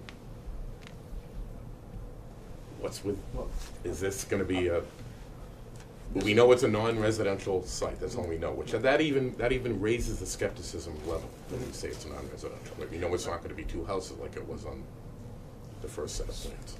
Speaking strictly as a permitting mechanism, right now, even though we're here to talk about the subdivision only because that's the only application that's in front of the planning board at this time. But if I can speak to that really quickly, there's no permitting mechanism to create that 1 million square feet right now because the site plan was denied. So if VGG went in to apply for a building permit, it would be denied because it's required, site plan review approval is required, which was denied. So I understand the question, but the town has already determined that answer. if and when the court comes back and says the town was wrong. I think that's what these And folks. Mr. Leary spoke to that earlier, if the owner decides to pursue anything at that point, Right, we'll be right back here. okay. So the site plan would start all over, you would say, I okay. honestly don't know. I'm not an attorney, I'm I trying to don't speak to, remember. I won't. Okay, if and I don't know. Yeah, I prefer not to speak to Yeah. speculation on what could happen after that, because I just don't know. Mrs. Castillo. The only reason they went for site plan review is because of the host agreement. The host agreement specified it. If they were to get approval on that, that freezes the zoning, and they can go get another host agreement that doesn't say anything about site plan review. You see what I'm saying? The only reason they went even for if the site plan court review agrees with is the because of the host agreement. It just sounds like a project that large would need a site plan review, It regardless of wasn't whether it's required. piggybacked off a That's why they smaller wanted to project freeze or the not. zoning. It wasn't Well, required. another question for the planning board. Yep, I think you may be correct. I know, right? Yeah. Yeah, it's pretty ominous. Yeah. Yeah. So something that size, that's the size of Wyman Gordon and Grafton, that's the size of, you know, what else is a million square feet around here that Yankee manufactures Stadium. stuff? Yeah, Yankee Stadium, I mean, you're talking huge, to not have site plan review, that's what they can do, they can come back with the frozen zoning, submit another plan, and they don't need site plan review. So I'm saying that people, I'm running the boards that have authority per law, I mean, our bylaws and the state law give you three a vote on this thing, and the reason we all ran in here to come to our elected officials to say like, hey, you have a vote, and we'd really like you to say that there's not enough detail here to approve this thing. It doesn't say that there's any way that you could handle the sanitary needs of any commercial use. They don't even have sewer up there because they got a $16,000 abatement. They don't have town water up there because town water doesn't exist down there yet. How do you expect, with no public water source, how in God's name could they fulfill the needs of any commercial need with no town water and no town sewer? And possibly a humongous runoff of dirt and water into the roadway. It just seems like a foolish thing, you know? That's why we all ran in here. I figured as much. We're like, elected officials, help us! Anybody else? March 6th.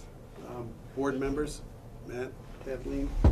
Well, I won't be here on March 6th, but, Matt, are you intending to go then? I can, I'm You know, around. I'm not asking you to go, I'm just saying if the two of us went, I think we would have to post maybe.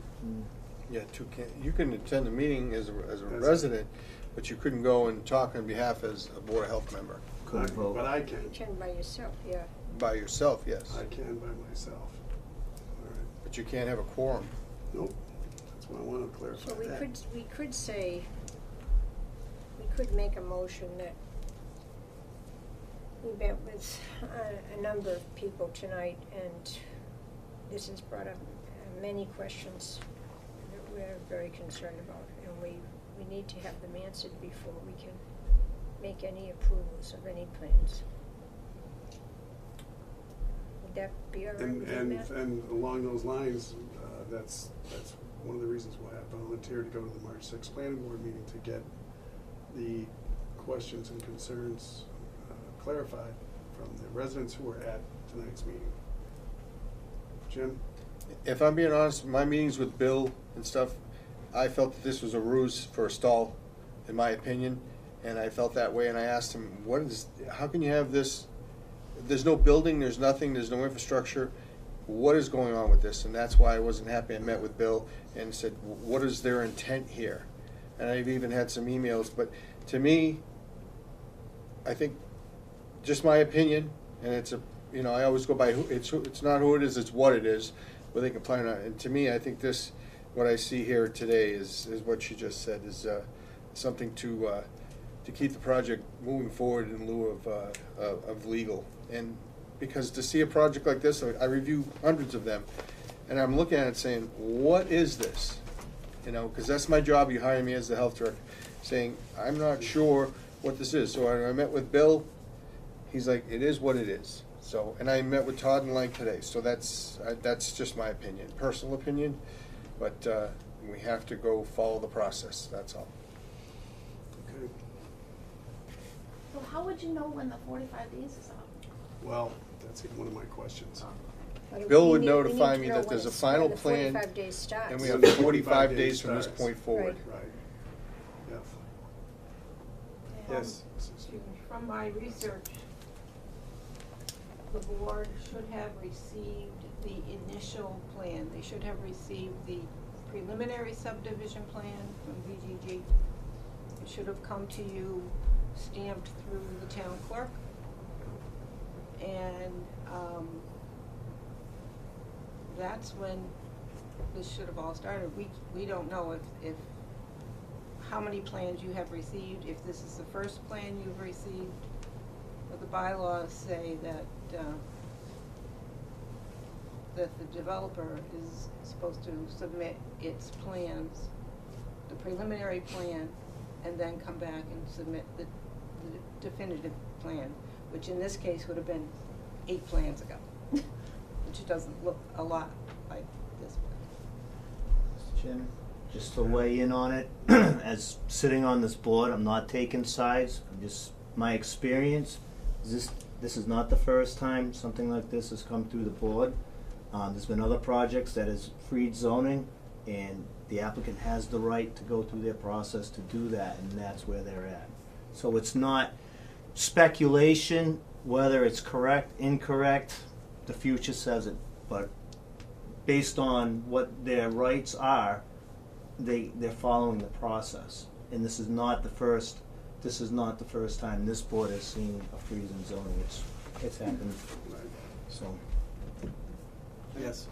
So I agreed, and I think you, Mr. Leary, declared that when you first sat down, was that is the purpose of this subdivision plan, is to freeze the zoning. However, if that subdivision plan is approved, and if it were built as described in the plan, there's a concern for what the runoff would be to the neighbors. And then there's a second level of concern about what the process would be after approval of such a plan, if it, in fact, if there was a way to mitigate the water situation onto private property, what would be the implication of the board approving this plan, and at what level of review would the next plan be required to come to the board, is a significant concern. The Yankee Stadium proposal for marijuana cultivation includes a large power plant, which has its own set of concerns on an agricultural property, and a proposal to grow facility and a tie-in to a major propane or liquid gas pipeline, and the health effects of whatever air quality impact that size facility would have on the neighbors who are in direct line for those air runoffs, the equivalent of water pollution, but the air pollution that would come off from that. I think at what point would these kinds of plans be coming back to the Board of Health for review is really important to understand before any approval is given. Couldn't have said it better myself. Are you gonna be at the March 6th meeting? I hope so. Because I was doing a little God research. willing. We do hope so. I was doing a little research, and I was trying to figure out what the setback would be for a power plant from residential areas. And I spent a little time on Google, and was not able to come up with anything. But curiously enough, it came up with all of the power plants in Massachusetts. And I said, well, this is going to be a gas power plant. And then it showed the Millennium Power Plant, which, by the way, has gone through 2 bankruptcies. But it would be about 20 times larger than what's proposed here on the original plan, which we're really not talking about tonight, but since you mentioned, I'm going to. 16 megawatts for what would potentially go in, as you stated. So take it from there. I mean, would I want to be downwind from that? No. A couple hundred yards or a quarter mile or whatever? Probably not. So I would suggest that folks go on out and do homework between now and March 6th, and like I said, I will be there unless something drastic happens. How's that sound? Great. All right? Has everybody had enough? It's 10 after 9. I'm Yeah, I'm a good. little tired. Yeah, I think I'm ready. Yeah, this is Yeah. the planning board. Oh, it's early, no, I know. Yeah. Yeah, I know. Thanks. I want to thank everybody, both the VGG engineers, you're both engineers, obviously, right? Okay, and also the residents here who've been here tonight, board members, and Mr. Philbrook, and our videographer, Drew Anderson. Yeah. We're not done, we have a lot more. I know we do, but I want to try to get these people home, so at least they get some rest. Are we all set with us? Yes, we are. Thank you very much, again, for your Thank you. time Thanks for your time. and waiting around and. I feel bad you have Thank guests. you. I feel bad you have guests at your Oh, house. you do? They left the session. I still feel. Okay, marijuana discussion, do we wanna get into that now? No, can we waive that, Mr. Yeah, Chairman? we Because can. I really don't have Unless- anything. All I can tell you about the marijuana, the Green Gold Group, which is on the corner of 20 and 31, has been required by the DEP to tie into the water line. Is that a recent Recent. proposal? Yes. Which Paula facility? Karen, the 20 and Green 31? Gold Group on the corner of Route 20 and 31, which is the medical marijuana, Yes. which has already been approved. The I building drive is by it up. every day. Well, they have to tie in now. Why? Because Yes, yes. they will not be granted a public water supplier license because the water is available. Okay. The state's making them do that? Yep. Wow. So they feel that. Mr. Russell, don't forget your sign. Thank you. They Thank would you have for kept it coming. safe. So that's, Paula Karen, I dealt with her and she said that, so they did go before planning again because they want to go to recreational, but they'll have to. Thank you again for coming. Thank you. And this poor gentleman here, So as it's soon as gonna you're done, be- we, Just have a comment, if you're discussing, is that open afterwards, your discussion of marijuana, or you're just chatting about it yourselves? It's on the agenda, it's up to the chairman. no, you've sat around all this time. What's on your mind, sir? Do you want to just identify yourself? Yeah, I'm John Smith, 136 Dresser Hill Road, I'm Maureen's husband. I'm also an alternate planning board member, but I'm speaking as a Are you Matt Smith's son? citizen. Huh? No, Matt. I'm Matt Smith's neighbor. He comes over and tells me how to paint my house all the time, so. All right. This one's not. Just I know you guys are grappling with the marijuana, and I went to the planning board, the Board of Selectmen meeting last week when you guys presented about the vaping and such, and you had great ideas about vaping. But I was kind of taken back about the larger elephant in the room there is that we're gonna be probably if this Valley Green Grow project goes, we're gonna be one of the biggest drug, I would say, not pushers, but one of the biggest drug suppliers in the friggin' world, with 1 million square feet of cultivation going on. So, your passion for the vaping, I would think, would need to be followed by a passion for what are we gonna do about marijuana, especially with the recreational spot that's gonna eventually, I think they're filing to open soon after they go through their process, and they can have the medical, I'm sure. I think the medical's supposed to go Medical's online. approved, they have Yeah. DOT issues and they have About- DEP issues. So, but I think what I heard was probably a month and a half before they can. No. But it's in the process. Yeah, you're right. And then just because of the law, it's get all molded into one, they're gonna be able to apply for a recreational, license. Just, if you wanna check the tape, the planning board meeting, the representative for that, company came in. He had a great spiel for about 20 minutes of nonstop infomercial for his group.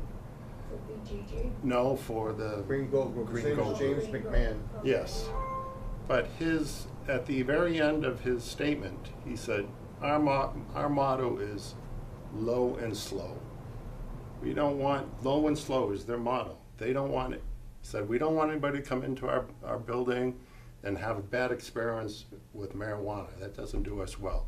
We want to just ease them in low and slow as you go to experience the marijuana, climate. So, to me, that's nothing more than a drug dealer trying to get people hooked on drugs. It was frightening. To me, it took me a week to respond to it. I want to check the tape again to see. I'll watch it on film, but it's what's, you guys are going to have a big problem with this. Like, how are we going to deal? Do you want low and slow, have your kids get habituated into using pot just so we can get a tax benefit or a tax revenue for them? It's a major problem. I mean, I voted for legalization, I'll say that. But I didn't legalize for big corporate marijuana. I legalized it to decriminalize people getting charged with a small amount of pot, getting caught with it, or if somebody wants to grow in their backyard, But this whole huge industry that's coming to town, it's rough. I mean, we're too much of anything's too much. Balance. And we're dealing with the solar now. Everybody's like, oh, the solar was great. Everybody, I build solar farms, and I work in the industry. But too much. Now you got too much of it, and now you're trying to legislate your way, or control it, or to put a moratorium on it. What's going to happen when we have 1 million square feet of canopy and other projects coming in? The cat's going to be out of the bag. It's going to be hard to deal with. So as a board, I'd hope you guys would consider just the passion you brought to the vaping. It's going to be followed by probably a huge amount of thought about how to deal with the pot. Yeah, and we've learned, unfortunately, that our hands are tied to a large degree by the Cannabis Control Commission. Is that right, Jim? Correct. We can do certain things. We can do, well, Jim, you know better, but Like you said, Mr. Chairman, the Cannabis Control Commission has delegated laws. There's a committee that does that, backed by the governor, has taken even away they're selling medical marijuana, which can be edibles, is not considered food and therefore not subjected to the local Board of Health inspection. So that's where it's gone to. And I serve on executive committees throughout the state. We do have some jurisdiction, but once a host agreement is signed and is agreed upon and is approved through planning and gone forward, there's only certain things that we can do, which we have adopted most of them and gone above and beyond to adopt plans to make them get a license from this board. So, but the thing is, in order to do the enforcement and you cause a manifest injustice, they go to the Cannabis Control Commission, who has authority. They can override the local authority in this case. Yeah, I mean, so I understand. I'm not for it. It's unfortunate. It is the law, and we have to go by it. But certainly, I know this board will be diligent in their process. If we feel that they've gone above and beyond with issuance of a license, I would ask this board to revoke that license to operate and let them take the legal process. It's all new stuff too. I mean, it's all uncharted water for the state and for all the towns. They actually made it so the Attorney General is the only one that can take the license away for good. Only the Attorney General. Right. So. Yeah, that was disheartening to hear that at a previous meeting. It's. So I was just taken back about just we watched it. This is your mind on drugs. This is but it's coming it's coming quick. So that's it. I agree with you too. There's no moderation. There's no balance. Yeah. The landfill in Southbridge, had it been not so explosive in size, they'd probably still be here today. It wouldn't have been as bad. The solar farms, had they not expanded, they wouldn't be so bad. Time and time again, we've seen it. There's no balance, not enough moderation, and this board knows it. We know it. We sit here and we go, this is going to be a problem for us. And it's funny. The odor. Yeah. But the big companies, when they get their money, and the town thinks, well, we're gonna get a part of it, then they find a way to like, well, we don't wanna really give you too much of that money, you know, just like the tax, trying to get away from the tax with the solar guys, so Yeah, and it's just.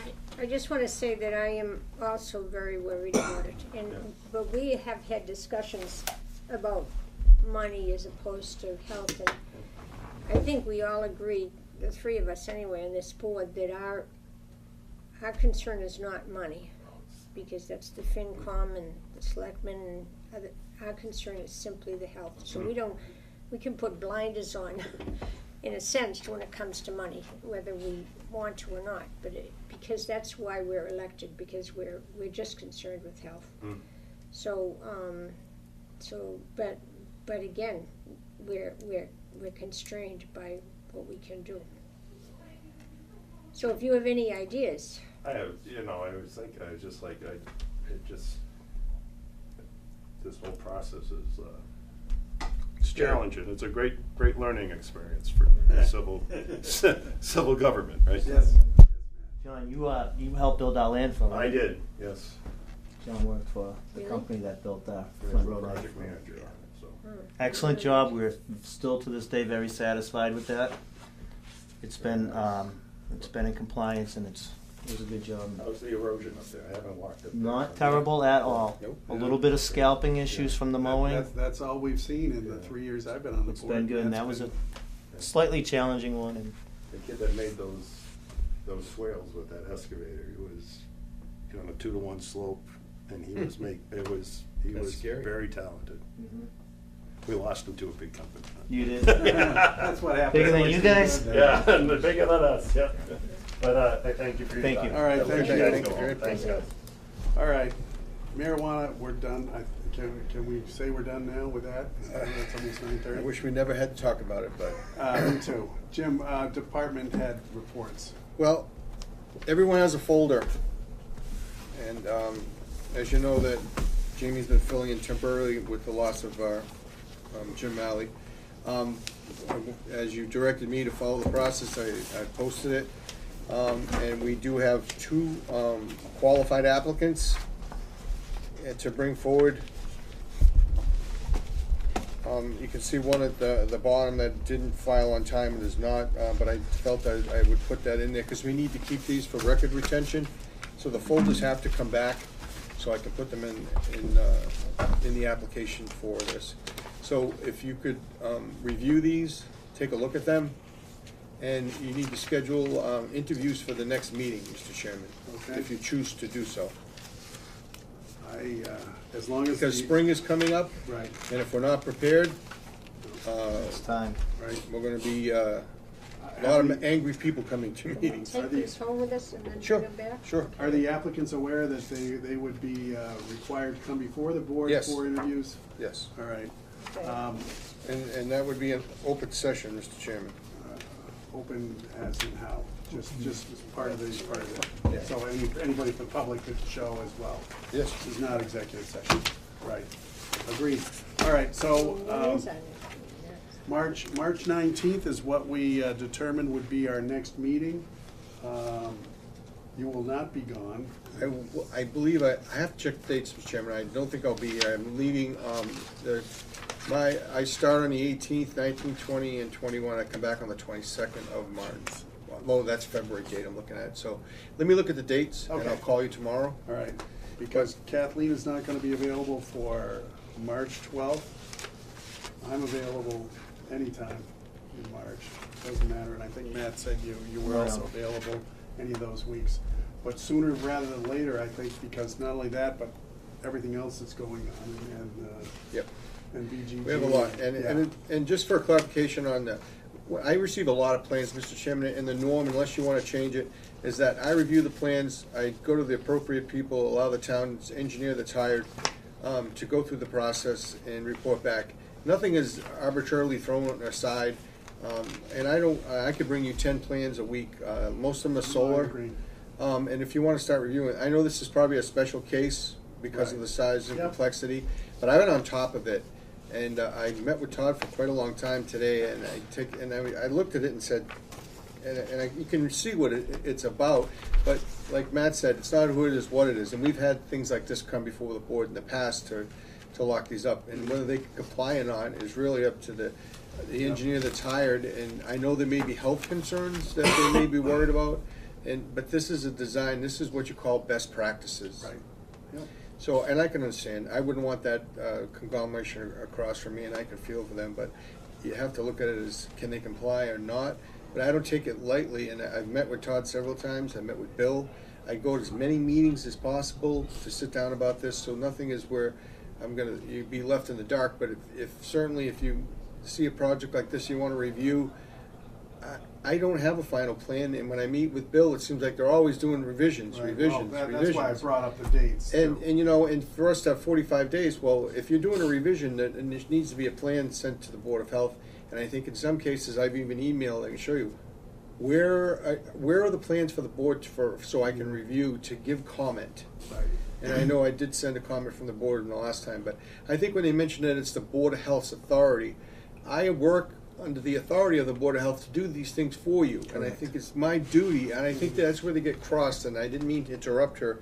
But when it says the Board of Health shall review, meaning I am the authority for the board in your absence, and it's not, you know, for you would I bring you 57 plans a week so you can sit down? You're elected officials, and I think that's why the town, in its due diligence, has appointed a stormwater management and has hired Graves as the engineer to let me know, and so I can let the board know that they're not going to approve this, and they have not complied. And there's an alarm that this may not meet the health section, and he would talk to me, and I would bring it forward. But we do get a lot of plans for subdivisions, and lately to be honest, they've been solar, and no one's really expressed any concerns with solar runoff, or in 20 years what's going to happen with panels and stuff like that. I brought that issue up, but nothing, and I don't know if you want to change the way it is and you want to see all the plans that come in, because no. Well, I just would like to say one thing, that there is one way around this, and because I'm certainly not knowledgeable enough to be able to understand and read all these plans. Nor am I so on have all to that. depend. Right. So, but it is the board's decision, and what could happen, and it doesn't have to happen, but what could happen is you could say, okay, put it on the agenda, I have plans such and such, and you make a recommendation. Sure. And then the board votes on it. And it can happen in 5 minutes. So we can come in ahead, we're not gonna review the plan at the meeting that night unless somebody really wants to. But we can come in and review the plans on our own time if we want to, or we can simply take your recommendation, but that way, at least the board's voting on it. Well, if I may? Yes. What we've done in the past, not saying it's right or wrong, but just past experiences, these plans would come in, the board never knew about them. They would be Yes. wherever, who knows, Right. and then we'd find out about a significant project that happened in town, and Right. we'd be like, we didn't know that was going on. Right. I can give you an example. The sheep farm, when they did an expansion, I think was across the street. This whole big, massive facility went in, and we didn't know about it. These plans were coming into our office the way they're supposed to, but they were not being presented to the board. Right. So at that time, the board said, we want to know, like, you got to tell us what, you know. So we ended up putting a basket. And so anytime the new plan came in, they were available for any of the board members to go and review and ask questions. But it sat stagnant. It just wasn't nobody. It just every once in a while on a big one, like when they built Ted's, the board had interest in that project. So that would have been one. This one with the marijuana facility, we know what's going. I would just put it on the agenda, that's all. That the plans are here, and what do and then one of us wanna make a big deal out of it, fine. But if nobody does, which is probably more often the Yeah. case, and Jim just makes a recommendation, and we have an opportunity to argue with that if we want to, but normally it would be exactly the same way as it is now, except it would just be an item on the agenda, and we would just Correct. move ahead with it. And At that the- way, at least the board would vote on it. I think That's Jim. when Matt was chair that he discussed that certain issue. I started putting them into the folders there, and Andrea said, Jim, no one's ever looked at these. Never. Never. She said, we've got a stack this big. She said, no one's even opened them up. It's because you don't have time in a meeting to sit down and open a Right. plan. Right. So then we started to put them in a box, and I had them in there for all the board. I told them they'd be in the back for plan review. But a lot of them are just small subdivisions that really, either they comply or they don't. It's pretty straightforward. Well, and to be honest, the majority of plans I receive are for solar plans. I would just like to know that But, it's coming up. sure, and I think on the agenda, I would add, what plans did I review this And I think month? you have, when we get to the department head Yeah. reports, you'll say, hey, I had 2 solar. I mean, But- I'd like to have it on the agenda so that I would know about it. Right. Sure, and I don't, and I think a good board is a well-informed board, and I try and inform this board as much as possible. But I think where they got off track was that the board, meaning the board, I am the appointee of the board as the director, to review this for you, and to make sure if there's an issue that I let you know. But right now, we're at a point where, how could I give you any kind of input for something like No, that? you can't. I couldn't, and I met with Todd, I met with Bill for so many times, a lot of time. Also, if I may, there's been instances where this board has had to allow variance on certain plumbing issues. Yes. And every time that the plumbing inspector comes in and he says, this is my concern, I'm either on board or I'm not on board. But he's the expert. So we've always gone by his recommendation because he specializes in that. I So agree. when it comes to some of these, when they're talking about the width of the road, that's going to come down to the highway and it's going to go by that recommendation. Or so we rely on the experts, and in whole, we do rely as a town on that Graves Engineering We do. because Yeah. they're experts on it. And So- we'll continue to do that. Yeah.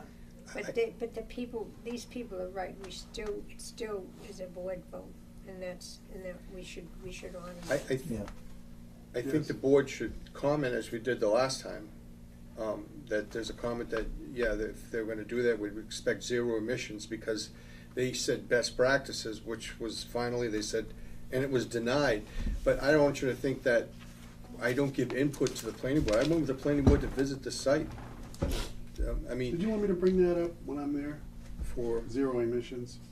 it should always be 0 emissions, and Yeah. that's what the board should stand by. Or acceptable, allowable, whatever the state law is. Is that 0?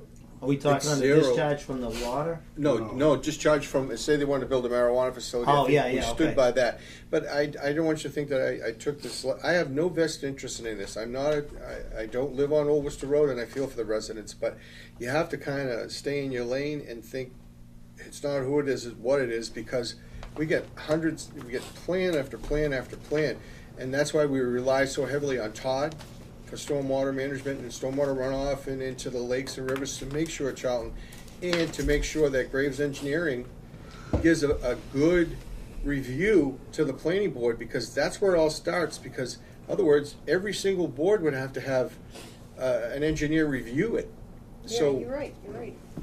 that's all I had to say. It'd be And I'm not impossible. for it, I'm not against it. I don't Yeah. form an opinion, but I just stick to the. And I didn't think it was inappropriate when I went to see Bill. I said, "What is this?" He said exactly what it said: to freeze up the zoning so they can maintain that. If I may. Yes. In all honesty, if we had every time request time and time for us to do this due diligence and study stormwater management and things that aren't typically under the Board of Health's realm, there may be a time where we say, this is what the Concom does, or this is what Graves does, but we don't really have, it's on the bigger projects. When 508 came, we had to study that the best we could under a microscope. We really haven't had a big project now until this one.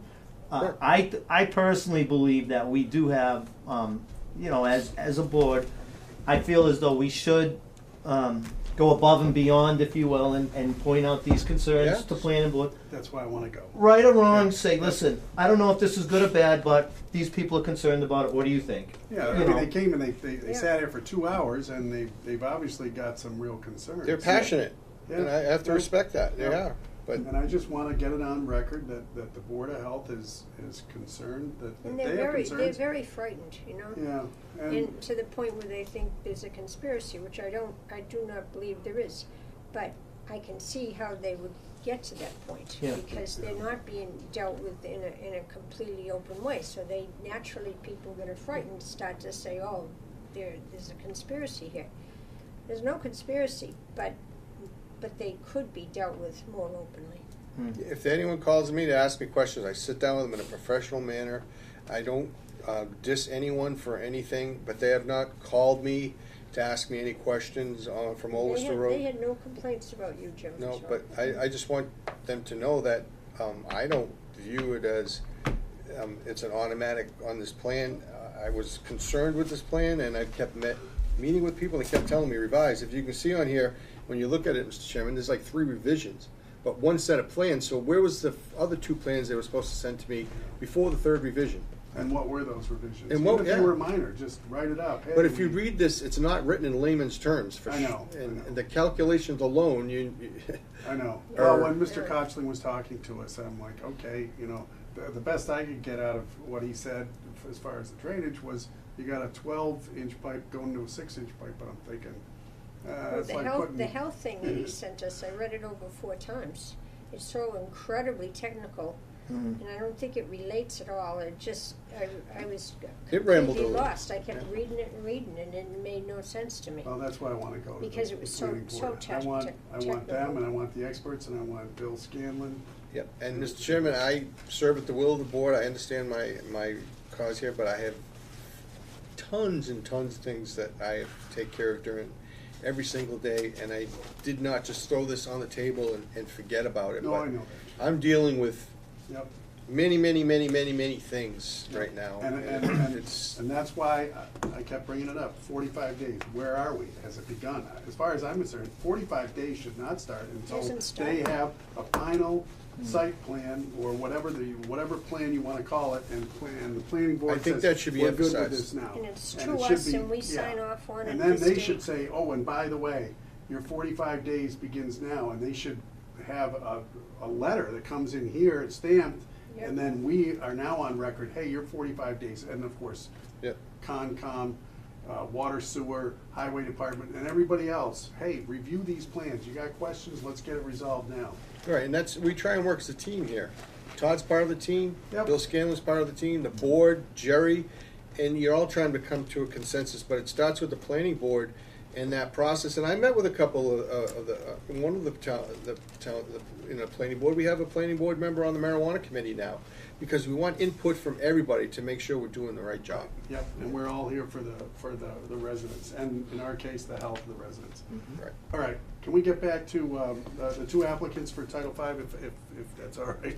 I And think we're it's gonna- taking it home for homework. We're gonna Yes, take them home. so, Yep. so we are good. I will but tell the you, date- for the record, it's Tom Purcell and Jamie Terry. Right, and that's So good, what, the date, you're gonna get back to, Yeah. John about the date. the date, right. Of our I'm next fluid, meeting. I'm fluid with the date, Right, as far as if you are not available, we can. I pull would it in. cancel because of the meeting, but I've already paid $2,000 of my own No. money that I No, would do not not get back. cancel. We your- don't, do we your have to flight. meet on a Tuesday night? We don't have to, I'm available any Cause night. I'd be available, you know, when, as soon, you'll be back on the, what, the, I'm gonna check. It could be the following week, but I'm unsure. I don't have, it's in the computer, I'll check. Don't worry about it. But I Just think let it's us know. important that we're getting to that point where we're gonna get someone on We gotta board get with the somebody. board Yep. appoints, as appointed by the board's authority. So we continue providing the best service, because if you wanna talk about complaints, try not having someone to do a Title V inspector and all these plans start coming in and they're sitting here for They're 45 already days. coming in, I- so working we and can meet everything. later You're on right. that week, it'd I'm be all right too. available any day, anytime It's just- after 5:30. And as far as I'm concerned, you could put an agenda out there that says, Okay. interview of candidates for a Title V inspector position, boom, done. Right. And Okay. spend whatever, half an hour, whatever time you feel. It's at the purview of the board, it's Yep. done in open session. Yeah, it could be a It's strict- special meeting too. You're right. Yeah, a It special could be a meeting special for meeting that, for this, yeah. and I Yeah. think if it comes to that, if it's okay with the board, we could plan something at 5:30. Yeah. So we can get this Fine done, with so me. you can make a decision, because I think if you wanna go in executive session to talk about it after, I think that is probably something you could do, but I'll check with, because I just did it when we hired someone, we talked to them. The final 3 were in open session, and then when we got to discuss, we went into executive session, and then made a motion to recommend out of executive session. Well, I'll be So here I'm until- fluid. I probably wanna throw out there Monday through Thursday. Okay, that's good. Yeah, Friday the town hall's closed, I really don't Oh, want us yeah. in here, and I certainly, I think I'll have to let them know if we post a meeting, you check them anyway, that if you wanted to. But this is a very important position, we need to continue the good service that we've been providing. Stay on it. And stay on top of it, because we don't wanna take a step back, we've been flowing pretty good, and I All know right, it's so- late. So tentatively, March 19th, Jim, check your schedule. If Yep. not, Matt and I will work, and Kathleen, whenever she's available. She visits Just often. emails. Yeah, just email us and we'll make it happen. Yeah. The 19th or very close to that point. If it's sooner, and also it depends on the applicants coming in. Yep. Okay? I make a motion, we adjourn. Second? All in favor? Aye. It is 9:40.